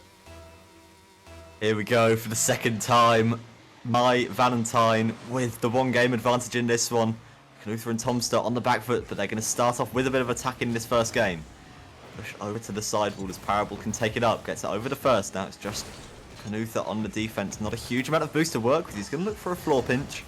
But Knutha is able to put a stop to that one. And I was saying before we had the last game interrupted that we could see lots of mechanical plays coming out from individuals here in 2s. There is a little bit more space than you might find in 3v3, and we could really see the mechanical prowess of some of these players come to the forefront. Dropping nicely for Tomster to get onto this one. As Knutha backing him up, but Parable's 50 is good and forces Knutha back. Parable gets the next touch as well off the backboard here, but Knutha controls and gets the 50 past Lama. Might be winning up, but Parable on the rotation back through. Picks it up again now. He's over Tomster, but Knutha has gotten back in time to make sure nothing else comes of it. Knutha, big clear down the pitch now, but isn't going to cause too many troubles for Lama. He'll go up for this one. Doesn't go too high though, and actually invites Tomster come and attack that one. Knutha now is the one on the right hand side, attacking opportunities for Tomster and Co coming through, but I haven't seen anything too dangerous now. There's total 2 shots in this game going to my Valentine. That's the first. And Knutha and Co as a whole, and rebound will go in for Knutha. They are the ones to open the scoring after, conceding first in the fake game 1. They have opened the scoring for real this time as Knutha just floated it. Play by Knutha, taking good speed up to that one, taking advantage of some fairly hesitant defense from my Valentine there. The couple not really able to get the ball clear of their lines as Knutha does well to capitalise. Now he's going to try and double his tally, drops it down to his teammate Tomster. Parable puts it over into the corner, and his teammate Lama's not actually able to get anything done with that. This is really awkward for my Valentine, but they are going to get away with it. As now Knutha and Co can try and keep the attack going. Put down into the middle, Tomster not there just yet. It's a tentative play in the midfield here, but this could be a chance for Parable. Flicks it. Great save by Tomster, pinching it off the roof of his net. Does brilliantly to stop that one going in and stop the game being tied, and now they can try and transition out of defense into an attack of their own. Ball put into the corner, but Knutha's up there, but Lama gets it clear. Good defense from Knutha and Co. Yeah, sometimes it's tough to bring your A defensive game when there's so much space for opportunities to arise in 2v2 and so much time for players to work with, but Knutha and Co are trying to step it up here with this one, as that was a really smart stop from Tomster to deny that one for going in from Parable. He's had a hat-trick of shots now, and none of them have reached the back of the net. A lot of that is down to Knutha and Co's great defensive performance so far, but still plenty of time left in game number 1, and the rest of the series here is my Valentine come forward once again. This time it's Knutha with the free jump to deny my Parable. They're throwing a lot at this goal, my Valentine, but Knutha and Co is proving to be the better couple at the moment. Lama now tries to put a shot on net. It almost finds its way into the corner. Good save. And now another chance, maybe Lama faking that first one out, but Knutha will get there as now. Ball put down the other end of the field. A little bit of relief there for Knutha and Co. As Tomster not going to connect with that one. He's just going to rotate out. Smart play by him. He doesn't want to overcommit because they do have the advantage. It's now Lama on his own back wall trying to get a big clear, but all the same, not trying to throw away the ball to the opponents. That's the last thing you want to do in 2s, as Knutha's going to go off the ceiling, not going to be able to hit that one. But a good bump onto Lama will make things awkward for him, but Lama can now try and make a play. He's going to try and bump Tomster. It's a total mess. The game's slowing right down for a second there by Manitan, but they just weren't able to capitalise. Not quite getting it over the line. Tomster misses the touch, and now Valentine forced Tomster or Knutha and Co all the way back down the other end again. Lama's looking for the crazy pancake even. We'll just get the flip reset, but doesn't get the shot on net as my Parable tried to pick it up on the edge of the box, but Lama's back on this one now. Knutha Musty into his teammate, but my Purple intercepts. Can he come back around on it? Yes, he can. And with a minute to go, my Valentine find the equalizer after 7 shots. They eventually find their first goal. Arable has balls of steel jumping at that one. That was Thompson's ball, he would have thought, but Parable just beating him out to it in time game, and that's a huge play by him because they have looked on the back foot for the majority of this game, but at the end of the day, all that matters is that scoreline. It's now Knut looking to try and reclaim the lead. Going to take it up the sidewall. He's got Llama flying at him, and Llama's done very well there indeed to get that off Knuther, and now Tomster is on his lonesome, but he's very good in these places as the ball pops down. Can Knuther get a shot on? Yes, he can. Can Parable save it? Yes, he can. Great defense by my Parable, able to keep the ball out of his net. Tomster now maybe looking to drop it down, but this isn't threes, Tomster. There isn't going to be a teammate there because Knuther's gone back as the score remains tied into the last 30 seconds. Yeah, Valentine now going blow for blow. You see their offensive level step it up again. That was not an easy stop for my Parable. This one isn't either, but still, he somehow does enough to avoid the bump where it wasn't too threatening, and he stayed solid on that goal line. But Knut is going again. Maybe it's a flipper set. Musty over the post of my Valentine, and what a winner that might be for Knut to go. That is disgusting from Knuther, getting the reset and just waiting so long to use it. The little musty flick goes over both blue players. 10 seconds left on the clock, and Knuther and co have the lead. Need something big here now from my Parable on the kickoff. He'll get the nice 50 with Knuther, and Llama picks it up, goes up the sidewall, found the 100 boost. My Parable will go with him despite the low boost. The double commit came out, but Knuther still cut it down. Should be dropping to the ground now. Llama will keep it up. Tomster in the one with possession of the ball, looks for the flip reset. Surely not another. Oh my word, Knuther and go. What a performance. Knuther takes his turn. Now Tomster steps it up. 2 flip resets in a row, and game 1 as well. And truly Knuther and go. The mechanics coming out in force for Knuther and co. 2 flip reset goals in the space of 10 seconds, and they take that first game. We're all tied up now, 1 game apiece. As a brilliant performance in those last 15-20 seconds or so. That was really what won Knuther and co game. Really, really strong stuff. Bit of a different look in to how Knuther and Tomster line up compared to that losers final, where I think they had a bit more space on the ball, and you see they need those mechanical plays to break down my Valentine, but still they found them. They found the answer. They adapt. They overcome. That means that my Valentine are now equal in the series because, you know, Knuther and co have got that one. Their game advantage from my Valentine from coming from the upper bracket is cancelled out, and as you said earlier, this is now the best of 5 situation where Knuther and co, they've equalised the damage that was caused to them, and now they are on equal footing here going into the rest of the series. Yeah, certainly wasn't a poor performance as such by my Valentine, but they did just look a little bit outclassed at times, coming to the pressure after some time. And that was really what won it for Knuther and co, as they can look to try and double up and get a second game win in here, as they look to try and solidify their position at the top of this series. As we go into game 2 now.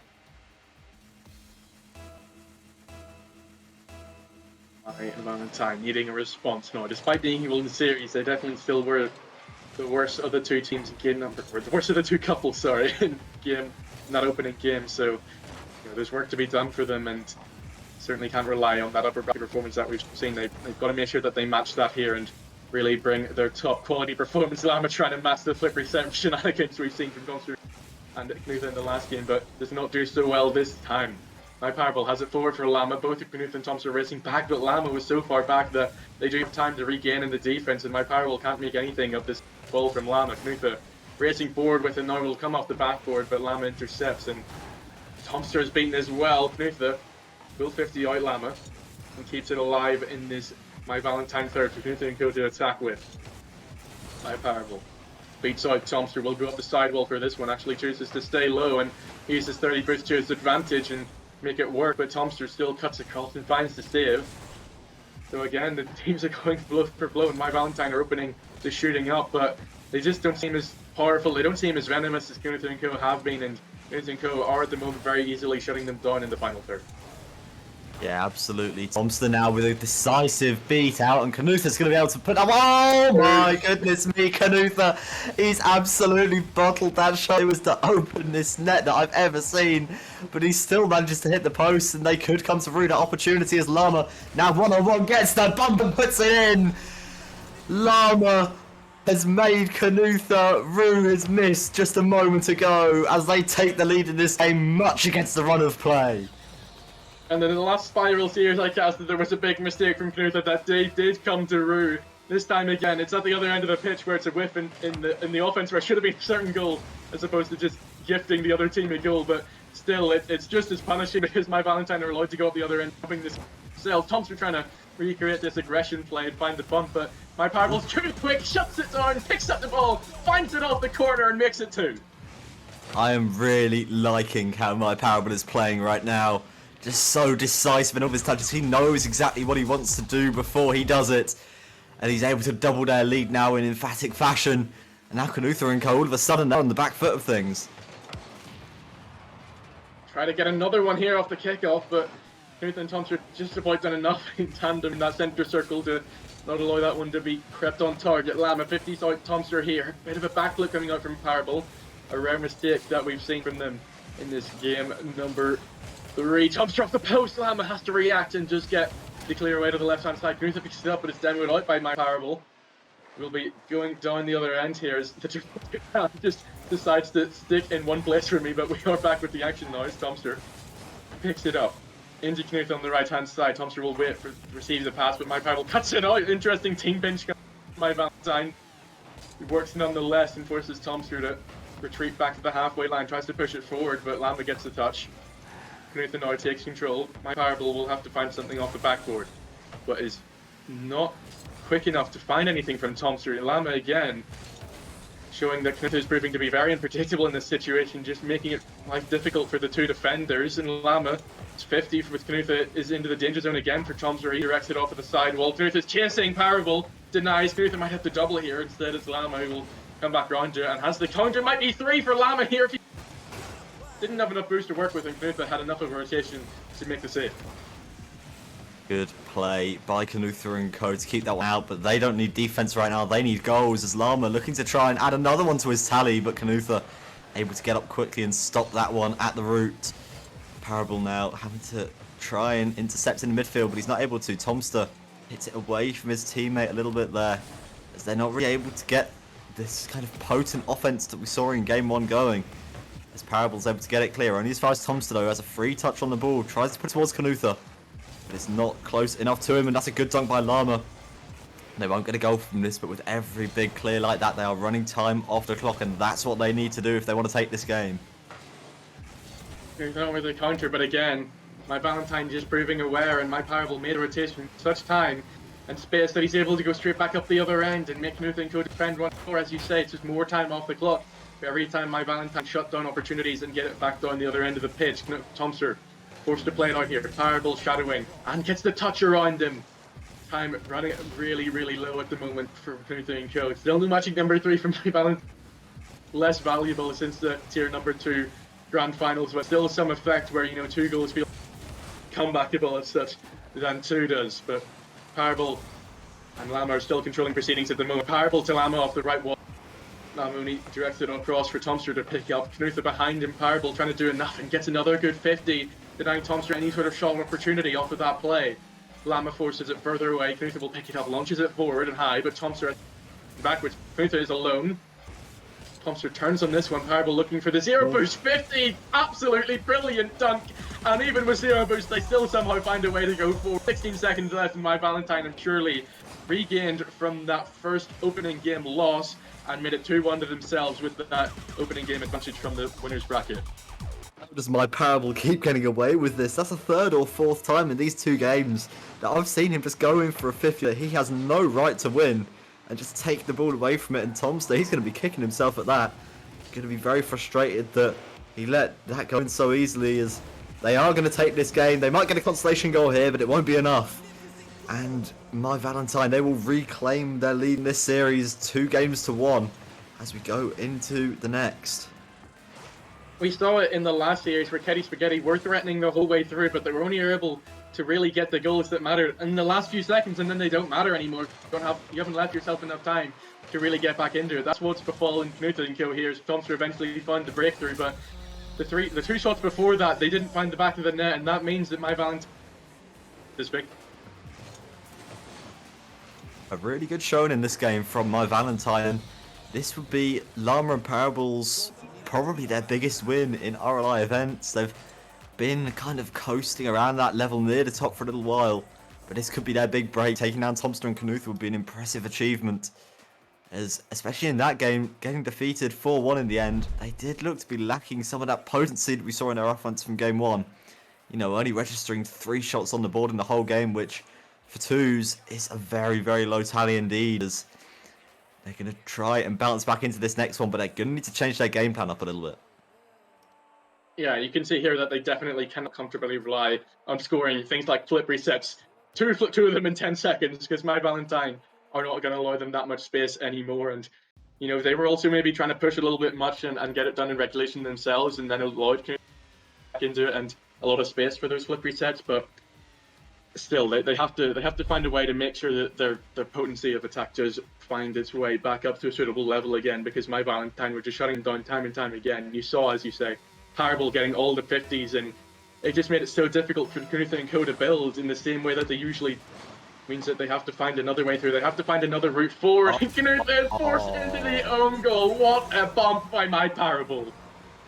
A bit of a blunder there from Knuther. I'm not sure how that really happened, but Knuther... Not a bump? Or did he just own goal? I think he just own goaled. I think he just error and put it in his own net, and that is not how they want to start a game off when this is really the game where they need to bounce back. Yeah, Parable now. You go. I can't believe that from an established player like Knuther, but they're not going to get away with it for long as Tomster reclaims that tied game. As a good solo play by him. Parable maybe shouldn't have come off the sidewall there.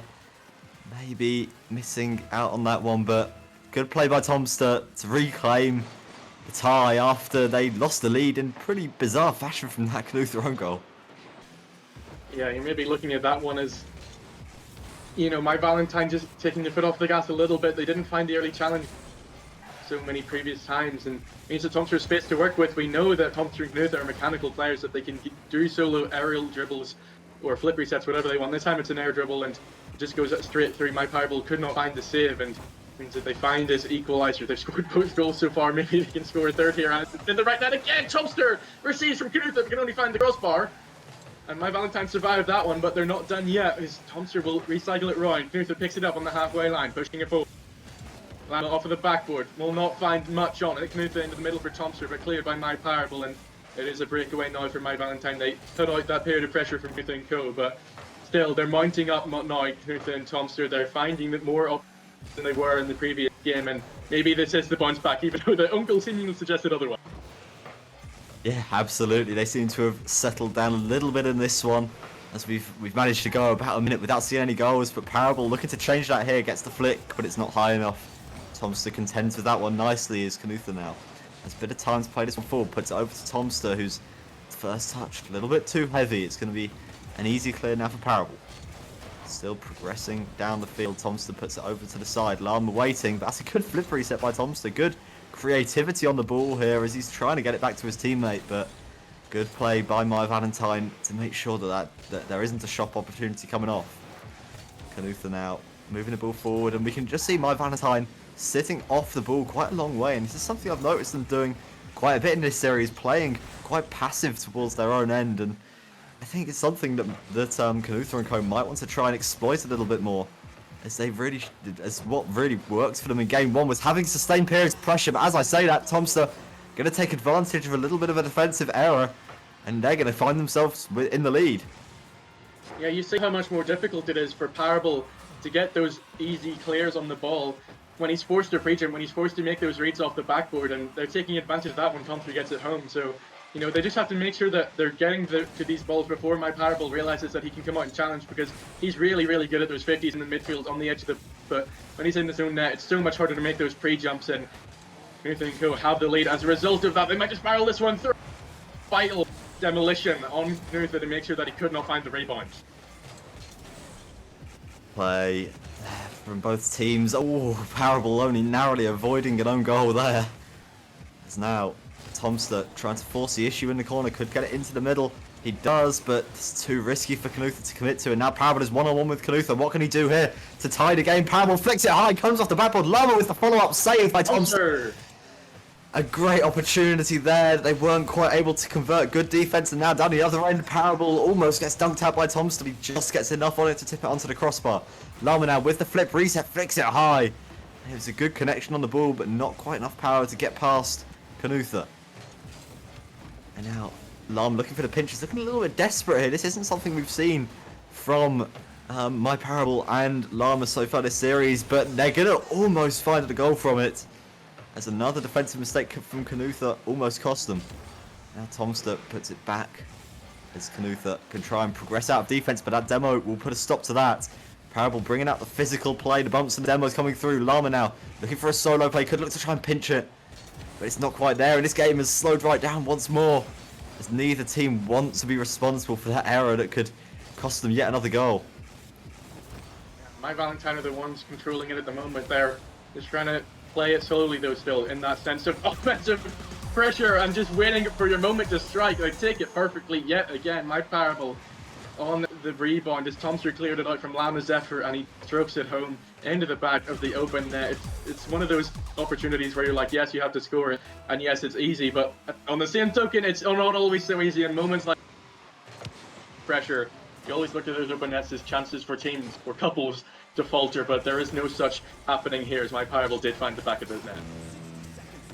Good play by Knutha and Co here to try and get a goal. Puts it off the pass. Can Knutha finish it? No, he can't. A massive mistake from Knutha, and Tomster not able to convert. Another easy opportunity. And this is becoming a characteristic of this couple, just not able to finish. As now the shot from Parable is going to go in. And they've turned it right around against the run of play yet again, as they find themselves in the lead with 40 seconds on the clock. My Parable even missed every single boost pad on the way to that ball. Doesn't matter, he has 0 boost and still finds the flip with enough power to beat Knutha and Co on the goal line. It's just unstoppable for My Valentine at the moment. They always seem to find a means that Knutha and Co are left with this 30 seconds to work with to find a way back into it. As the 50 dot, but Knutha can dribble it across his own net. Tomster will pick it up now, 1v1 with My Parable. It up and high, but My Parable is equal to it, and Llama denies any rebound opportunity. Tomster back in the middle. Knutha will wait and see what is going to happen with this clearance, as My Parable can only find him on the halfway line. Knutha again with the follow-up touch, but this time it's Llama to deny. My Parable has made the return. Will jump up for this one, but doesn't even need to, as Tomster dribbles it across himself. Knutha misses the touch, and that should be My Valentine not quite letting it drop here, just bump up.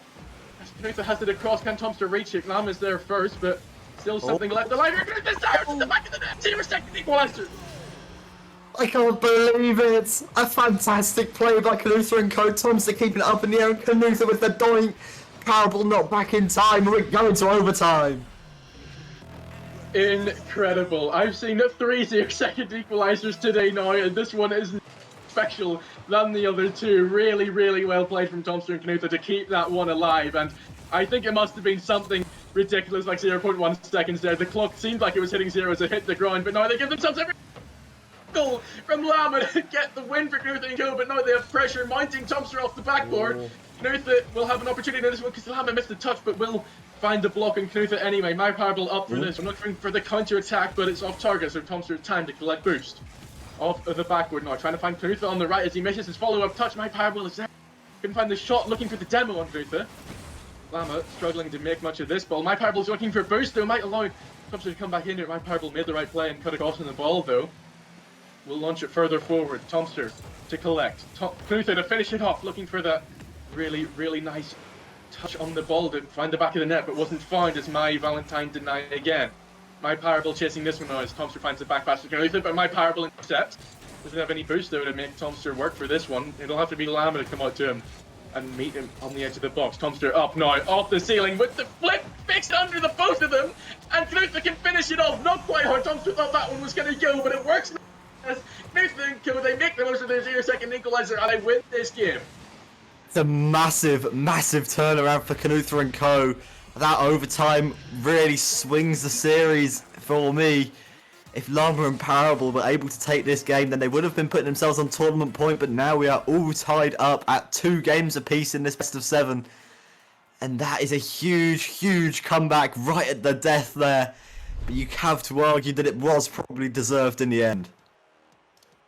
Just about, though. It's very, very close. I mean, Faith and Co. outshoot 13-6, but my Valentine had so many opportunities there to get it done. And you look at that 3-2 situation where the ball is just bouncing, and I think they actually helped them keep it alive with a touch of their own. But still, Faith and Co. are the ones to get the win and get themselves back in this. I think it's the exact same game win order that we had in Tier 2 of the team down a game at the start by default, winning, then the other team going ahead again, then the equalizer. Last time, it was Captain Krillis, the team that came from the lower bracket to win the next 2 games. Can Faith and Co. repeat that?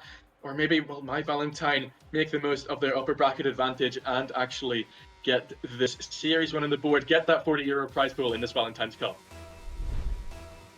Great stuff by Canuther and Co in that last game. Now can they go one better and put themselves on tournament point?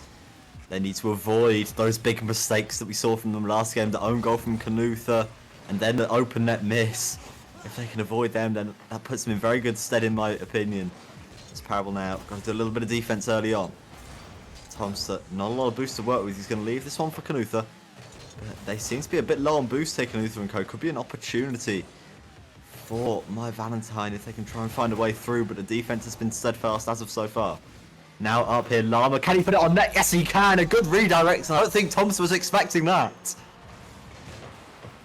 Does really well here. Llama just forcing Knuther to make the touch, and it means that my Parable can find Llama again. It's a really, really delicate, precise touch in order to finish that move off and get it into the back of the top left corner. As you say, Thompson nowhere near sitting that one. Didn't see his shot coming through, and 30 seconds into this one, my Valentine are back in the lead, trying to get rid of the demons from the game and make sure that they keep themselves in this series. But with goals like that, they have every chance of... Oh, no. Again! I can't believe it. The Norwegian superstar, every time he's on stream, he just seems to crumble. What's going on?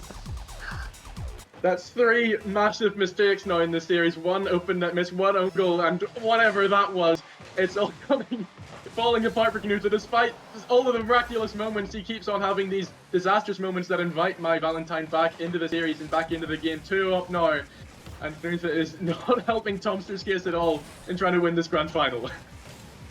I'm convinced it must be a keyboard player thing, because it's only me and him that seem to ever do that sort of stuff. But they find themselves 2 goals adrift now, and they need to try and make a comeback in this one. And that's another poor start to a game, and they need to sort this out by Valentine, because they just seem to be conceding goals at the start of games, and it's making life so much harder for themselves later on when they need to make a comeback. And that's what they've got to do again here. Parable trying to take control. As Kaluther on his own wall will be able to get clear on this one, trying to keep it close as to not give the ball away to Llama, and now he can get a shot off. Does not find the corner, just bounces off so close. It was almost perfectly placed, but it's just found its way to bounce off the post, and now ball down the other end. Thompson needs to get a touch on this and does. Llama now in a poor position, and Thompson's going to find it back in the net, and they're back within 1. Oh, what a turnaround by Tomster here. Looks like he's looking for the own goal again here, but finds a really, really nice doink to set himself up. Looks like Dan will have enough time to go back round to it and find the 50 at least, but doesn't get any contact with the ball, and Tomster pulls one back with 3 minutes left. Nathan Coach still in this game, number 5. Back within 1 goal now, and they have plenty of time to do it, so they just need to settle things down and make sure they don't concede another sloppy goal again. As Tomster off the side, we're going to drop this one down to Canuther. His teammate not really ready for this one, as now the pressure is on Canuther and Co to try and bounce back from this deficit. Now Tomster going to put one off the barrel. Can he get it 50 down? Not quite. As Canuther now needs to go off the sidewall, and that's a great dunk by my Parable. I'm loving watching him play at the moment. This is some of the best Rocket League I think I've ever seen my Parable play, as he's just so intelligent when diving into these challenges. He knows what sort of touch he's looking for, as now Llama has to put it over to the sidewall. And Canuther and Co still probing at the defense, but the momentum shift has kind of gone in their favour, but they're just not really decisive enough with their shots at the moment. Tomster trying to weave around Lama here. Instead, chooses to look for Knutha in the middle, but too hard for him to strike at, and means that Lama picks it up now and gets the flick on towards the Knutha & Co net. Tomster will clear. Not far enough though, and Knutha is called upon to get the job done. Lama, great interception though. Can he get on the end of this one? Pre-flip, high for My Parable. Tomster alone in the defense. My Parable has not touched it. And what a play that is from an absolutely stupendous pre-flip from Lama to direct this one high for My Parable. And what a finish it is. Tomster left with no chance on. I don't know how intentional that was, but that was one of the best passes I have ever seen from Lama. How on earth has he managed to get that popped up like that? Somebody clip that, because that was absolutely breathtaking. They now have that 2-goal cushion again, but maybe not for long as Tomster puts it in and we're back within one once more. Immediate response here. They get the strike directed in the right place, and even that demo from Lama doesn't matter because Tomster's strike is just too much for them to deal with, and off of the kickoff. That is the best looking we've seen from this Knutha & Co side. They pull it back to within one again, but you just have to hope that Lama doesn't pull off any more crazy pre-flip passes, because if they do, it's going to be so much more difficult for Knutha & Co to defend Knutha on the end of this one. Tomster backing him up in the play, and we'll have to go for the 50 with Parable. Parable does well. Does he do well enough though? Lama is forced to get in the end of it as well. Parable up over Knutha here. She's chasing on the end of this one. Tomster has to get the clear out, and Lama and Parable setting up in defense once again. Now they hold the lead, they push every single time, every single opportunity, because they hold the lead, but still they probably want at least one more. The 1-goal lead definitely not safe at this rate, as Knutha is going for something crazy up for the ceiling, doesn't find the touches that he so desires, but My Parable can't find the clear of the defense anyway as Tomster picks it back up. Lama heading straight towards the Knutha car, and he will pick it up here as My Parable has to jump for this one. Doesn't find any touch. Can Tomster get back round in it? He was rotating through the back line, so could only settle for the backboard. Tomster losing out that 50-50 to Lama. Now it could bounce into the middle. Parable not there just yet, but he will be able to take control here. Tomster's pre-jump will come to nothing as Parable taking it nice and slowly as we're into the last 30 seconds here. Look at all this time that Parable is taking off the clock. This is brilliant play by him. Lama pops it off the sidewall. Big bang down the field. Knutha now tries to put it on net, but it's too weak. But Tomster follows it up and puts it in. A mistake by Parable. He's been so good all game. But the game is tied once again. That's a very poor clear. Yeah, maybe he didn't quite expect whatever Knutha was doing under that ball. It means that he wasn't quite ready to get the big clearance that he needed to make sure Tomster didn't find any rebound attempt. But Tomster was there. He finishes off the hat-trick. Another late equaliser for Knutha & Co. My Valentine really feeling the pressure now. My Knutha & Co. might get it done in regulation time here. Tomster to the back post. Knutha is there. But the ball hits the ground and we go into overtime once more. This game is as tight as you can have it. Whoever scores this next goal will be putting themselves on tournament point. They'll need just one more game after this. Tomster putting it forward. He's got a little bit of boost to work with. Could try and look for a bump. He does, but Lama not able or managed to dodge that one. And now Parable can get a big bang down the field. Could he look for his teammate? But Tomster is also up as Lama did well. And now the ball downfield from Knutha. It's just Parable on defense, and he's going to get demoed. This could be a shot. Is Lama back? It's 1 versus 1. Tomster versus Lama, and Lama does beautifully there to deny the opportunity, and that's a poor power slide from Knutha. Another mistake from him. A shot from Lama could be on. Knutha makes the save on this occasion, though. Tomster not going to connect with that one. It's now Parable. Could look to try and flick it high. 50 boost to work with. It almost manages to go low. Lama with the shot, takes it slowly. Tomster makes the save, put into the middle. Lama could try get a hook shot going, fakes out Tomster, just Knutha to beat.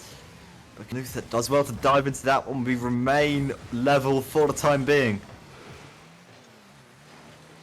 My Parable takes his chance, but Tomster stands in his way and gets the clearance to the right for Knutha to bring forward. He finds one touch, finds two, finds three, but Lama intercepts after that one. Tomster again pushes it forward, denies My Parable getting into him. This one, Lama takes a snapshot, gets past Knutha, but not past Tomster's.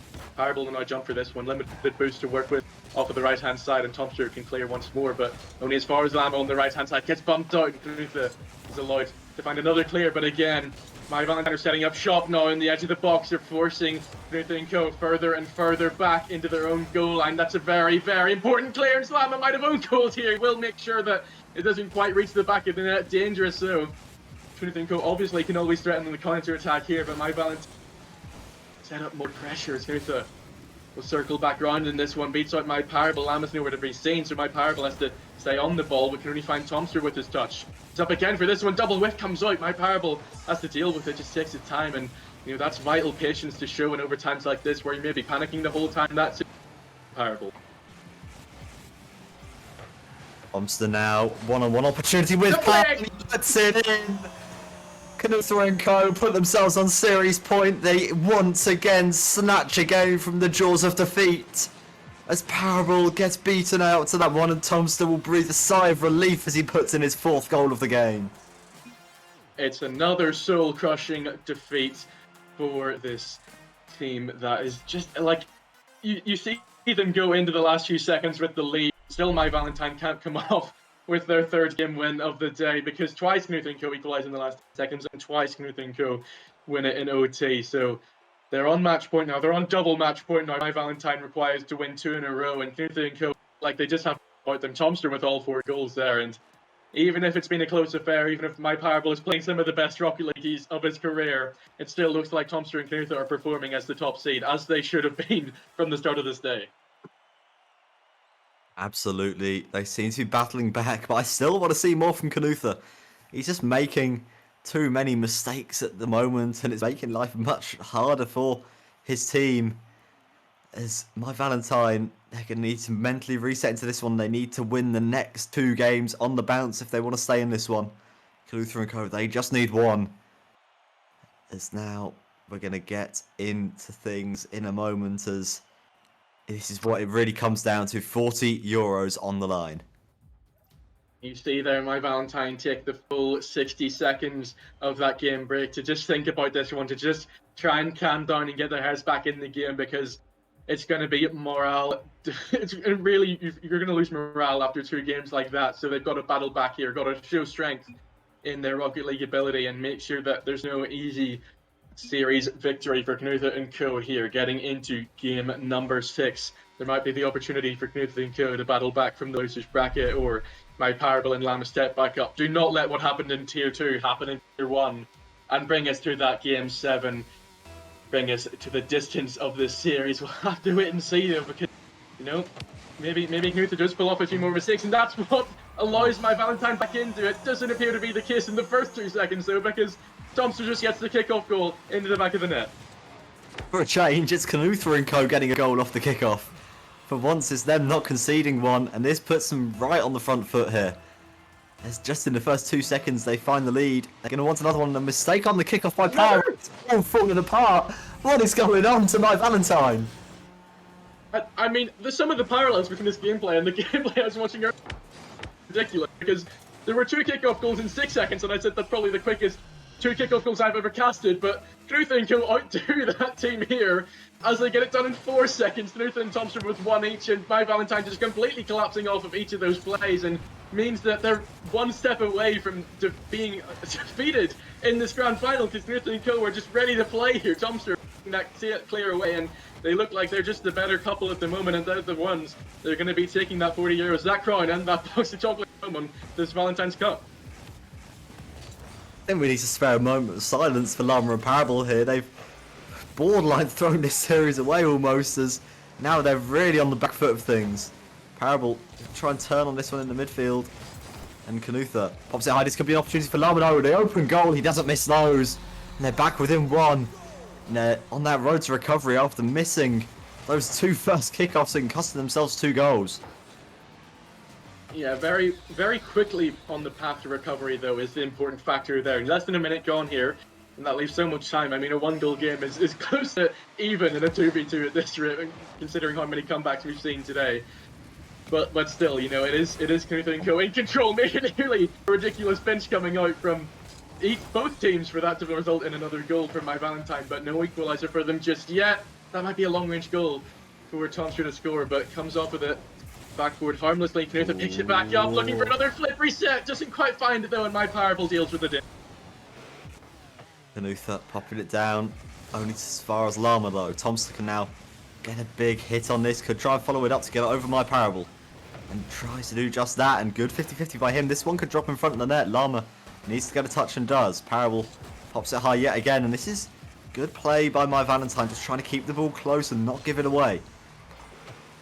There's Parable now one-on-one with Tomster to tie the game. Can he get equaliser? Not quite. Tomster does make the save. And now Canutha getting bumped for his troubles. There's still 1 goal up, but it's far less secure than it might have been at 2-0. As Tomster takes it into his own corner to try and transition out, looking for the touch off the side. Doesn't get it. Now Lama gonna put a shot on net, but it's an easy enough save for Canutha as we stay 2-1 in favour, but maybe not for long as Parable puts it in. He gets the equaliser. We have a tie game. 2 minutes in now, and this is very, very even. Lama beats out Tomster with the play. My Parable had so much time in space because he just reacted quicker than Canutha to the loose ball and got on the end of it. Made sure it did find its way to the back of the net and gives my Valentine plenty of time to get this series back to even and find themselves in that game 7. But Canutha takes the shot, just immediately launches it back the other end. The response comes out, and my Valentine, they catch no easy break. Canutha goes straight back into the lead. It's so frustrating watching this My Valentine team right now. They're so good on offense, and when the game settles down, they are so good, but they've conceded 3 kickoff goals in this game, and there's only been 5 kickoffs. So they really need to bounce back from this because they can't keep making these rookie errors because it is going to cost them, and that looks like what's going to happen at the moment as Parable trying to reclaim the tie game. As Lama now needs to try and do something with this because Canutha's made a good touch. Can he get the follow-up? Almost, but Parable gets the touch on it just to put it away. And now Lama has a free touch, looking for the air dribble, puts it high, but Canutha gets up there quickly. Only as far as Parable though, one-on-one with Tomster, doesn't get the flick he was looking for. It's now my Valentine, still with a 1-goal deficit. Lama goes into the corner. Parable now can try and get a shot on, does, but Canutha's going to be able to save this one comfortably. Lama trying to get it back into the middle. They need to be careful not to overcommit on this. As Parable will now take it back into his own corner to try and get a big clear as they need to set up some kind of big attack here by Manitan because it's just not working for them right now. Yeah, firmly on the back foot at the moment in the defense. Tomster again shuts down my Parable. Lama will try to break out here, but it's just so ready to deal with the danger. No mistake coming from him. I mean, maybe that's a bit of a jinx, but he's certainly stepped up a little bit here in the sense that, you know, he's making sure that he's getting the touches, he's giving my Valentine any easy threats on goal, and they look like they might be able to just see out this 1-goal lead. Canutha again, this one, make sure that Lama doesn't have an open net to aim, and now Canutha takes control, will push forward, trying to see what he can do. Maybe another flip reset, might just be a double, maybe a triple, but comes off the crossbar in the end rather harmlessly. It means that my Valentine can push at the other end. My Parable waiting for Lama's pass. Canutha has the rotation back on. He doesn't matter. My Parable backs him up, and again, my Parable and Lama combine. They make sure that they direct the rebound homeward bound. They get this game tied up once more. A minute to go. The perfect drop down from Lama there. We are all tied up. This is crunch time in the series. 1 minute and 16 seconds to go. My Valentine need to win this game to take us to game 7. If Canutha and co win this, they are our champions. Tomster taking it down, low boost, but will keep trying to chase this one down. Canutha puts it back towards his own corner. Lama gets a good demo. This is almost a carbon copy of the last goal, and it's just off the crossbar. What a save by Tomster. Can Canutha get it clear? Yes, he can. How have they got away with that? They're going to need to try and capitalise now on the opportunity. Ball popped high, but Parable gets it clear, and how have Canutha and co got away without conceding there? Possibly the save of the day there from Tomster. Somehow it doesn't find its way to the back of the net, and Canutha and co keep it level. Canutha now push cross. This time it's Lama to find the touch away and keep my Valentine in this grand final. 1 goal conceded, and that could be them out. My power back in the middle, it'll drop down, but not quick enough for Lama to have an angle to work with. Canutha circles back around in this one, gets it into the Tomster in the middle. Canutha will turn back onto it 50 with Parable, but Tomster committed as well. Might allow Parable time on this ball. He'll go for the bounce shot, but still pretty easy for Tomster to deal with. Lama can't find the touch. Tomster with the counter opportunity. Parable racing backwards to try and find the 50, but Tomster still wins it out. He's Canutha there. He finishes it off. No, he doesn't. Lama at the last second finds the save, and we go to OT surely unless we find another 0-second goal. Tomster can't quite keep it alive. It will hit the ground. We go to OT, but for the 3rd consecutive time even, this is an unbelievable game, and it doesn't seem like we were ever going to find our way to this overtime. Two couples just keep on going at it, keep on going toe-to-toe, and We're a goal away from ending it, and we're a goal away from Game 7. Which way will it head? I just do not know. Luther and Co have won the overtimes in the last 2 games. Can they do it again to clinch their victory here? Thompson puts it over to the sidewall. Will be able to beat Lama out to this one perhaps, and he does. As Parable needs to do some defense, his teammate will be out of action for at least a couple of seconds. Does well here, looking to try and get a follow-up touch. Gonna leave that one to Canutha. This is awkward for Canutha and Co. Lama now tries to go below Canutha, but the dunk is good. Parable forced into some defensive action. Tomster gonna try and put the shot on. Lama with the opportunity. And he does manage to make the save. Canutha puts it on net. Is that going to find the corner? Canutha's put up. A miracle has saved my Valentine. They remain in this one as Tomster now has to take it into his own corner. Another mistake by Canutha. It's almost like he's playing against Tomster here. Some intercouple squabbles here as Canutha not able to connect with that one. Tomster does get a clear. Lama takes it off into his own corner as we're a minute into overtime now. The nerves, the heart rate will be going. As Parable gets demoed, Lama gets demoed as well. It's an open net for Tomster. He doesn't miss those. Canutha and Co are your Valentine's Cup champions. Canutha faces mistake after mistake after mistake in the series, and still he is the one to win it for them. Gets the double demo. Tomster on hand with him to find the open net, and they get the job done in 6. They are your tier 1 champions. They are the Valentine's Cup best couple. And what a performance it is from them. Valentine going a whole toe-to-toe the whole way up to that point. But at the end of the day, they just didn't realize how quick Canutha was going to be there to find that double demo. And that is the moment where it all comes falling apart for the team. And they find themselves the final losers in 2nd place. And it's always the toughest one to take. A huge victory there for Tomster and Canutha as they consolidate themselves at the top of RLI. Brilliant performance by them. And what a tournament.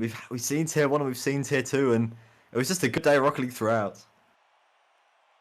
Yeah, really, really well played from everyone. They all showed their hearts out off stream and on stream. Some of the craziest moments I've seen in Rocket League, but Canutha and Co come out on top. They get the €40 and they get the job done. It was actually an exact replica, I think, in games won and lost from the upper bracket team and the lower bracket team as tier 2. You know, funny the parallels you can draw. But nevertheless, that will do us for today on RLI. You all enjoyed watching these 3 wonderful matches of Valentine's Cup action. Thank you for joining me, Rez. Thank you for Nilok joining me earlier. And thank you to all behind the scenes in RLI, making sure that these tournaments are played out to perfection in such high quality Rocket League from all the teams playing. But that is it for today. Thank you all for watching, and see you next time. And actually, just a couple of quick notes. Sorry, just to butt in there. A couple of things just to note. Thank you very much to all our patrons as well. It's with your support that we are able to run these tournaments. Another couple of things. Spiral Series 4 will be returning on the 26th of February. The announcements for coming for that soon. And also, obviously, the LAN. Make sure that you're looking into whether you can go to LAN or not. It's a huge experience, and I'll be there for the first time as well. So make sure to get your tickets booked for that. That's on the 12th of March. As Balmanitan said, big thank you to No Lake and Balmanitan himself for casting throughout the day, and a big thank you to John Cupid himself for running this Valentine's Day tournament. Thank you everyone very much for watching. Make sure to tune into Kansas stream for the IEL Challenger Playoffs. But that is all from us today. Thank you very much everyone, and good night.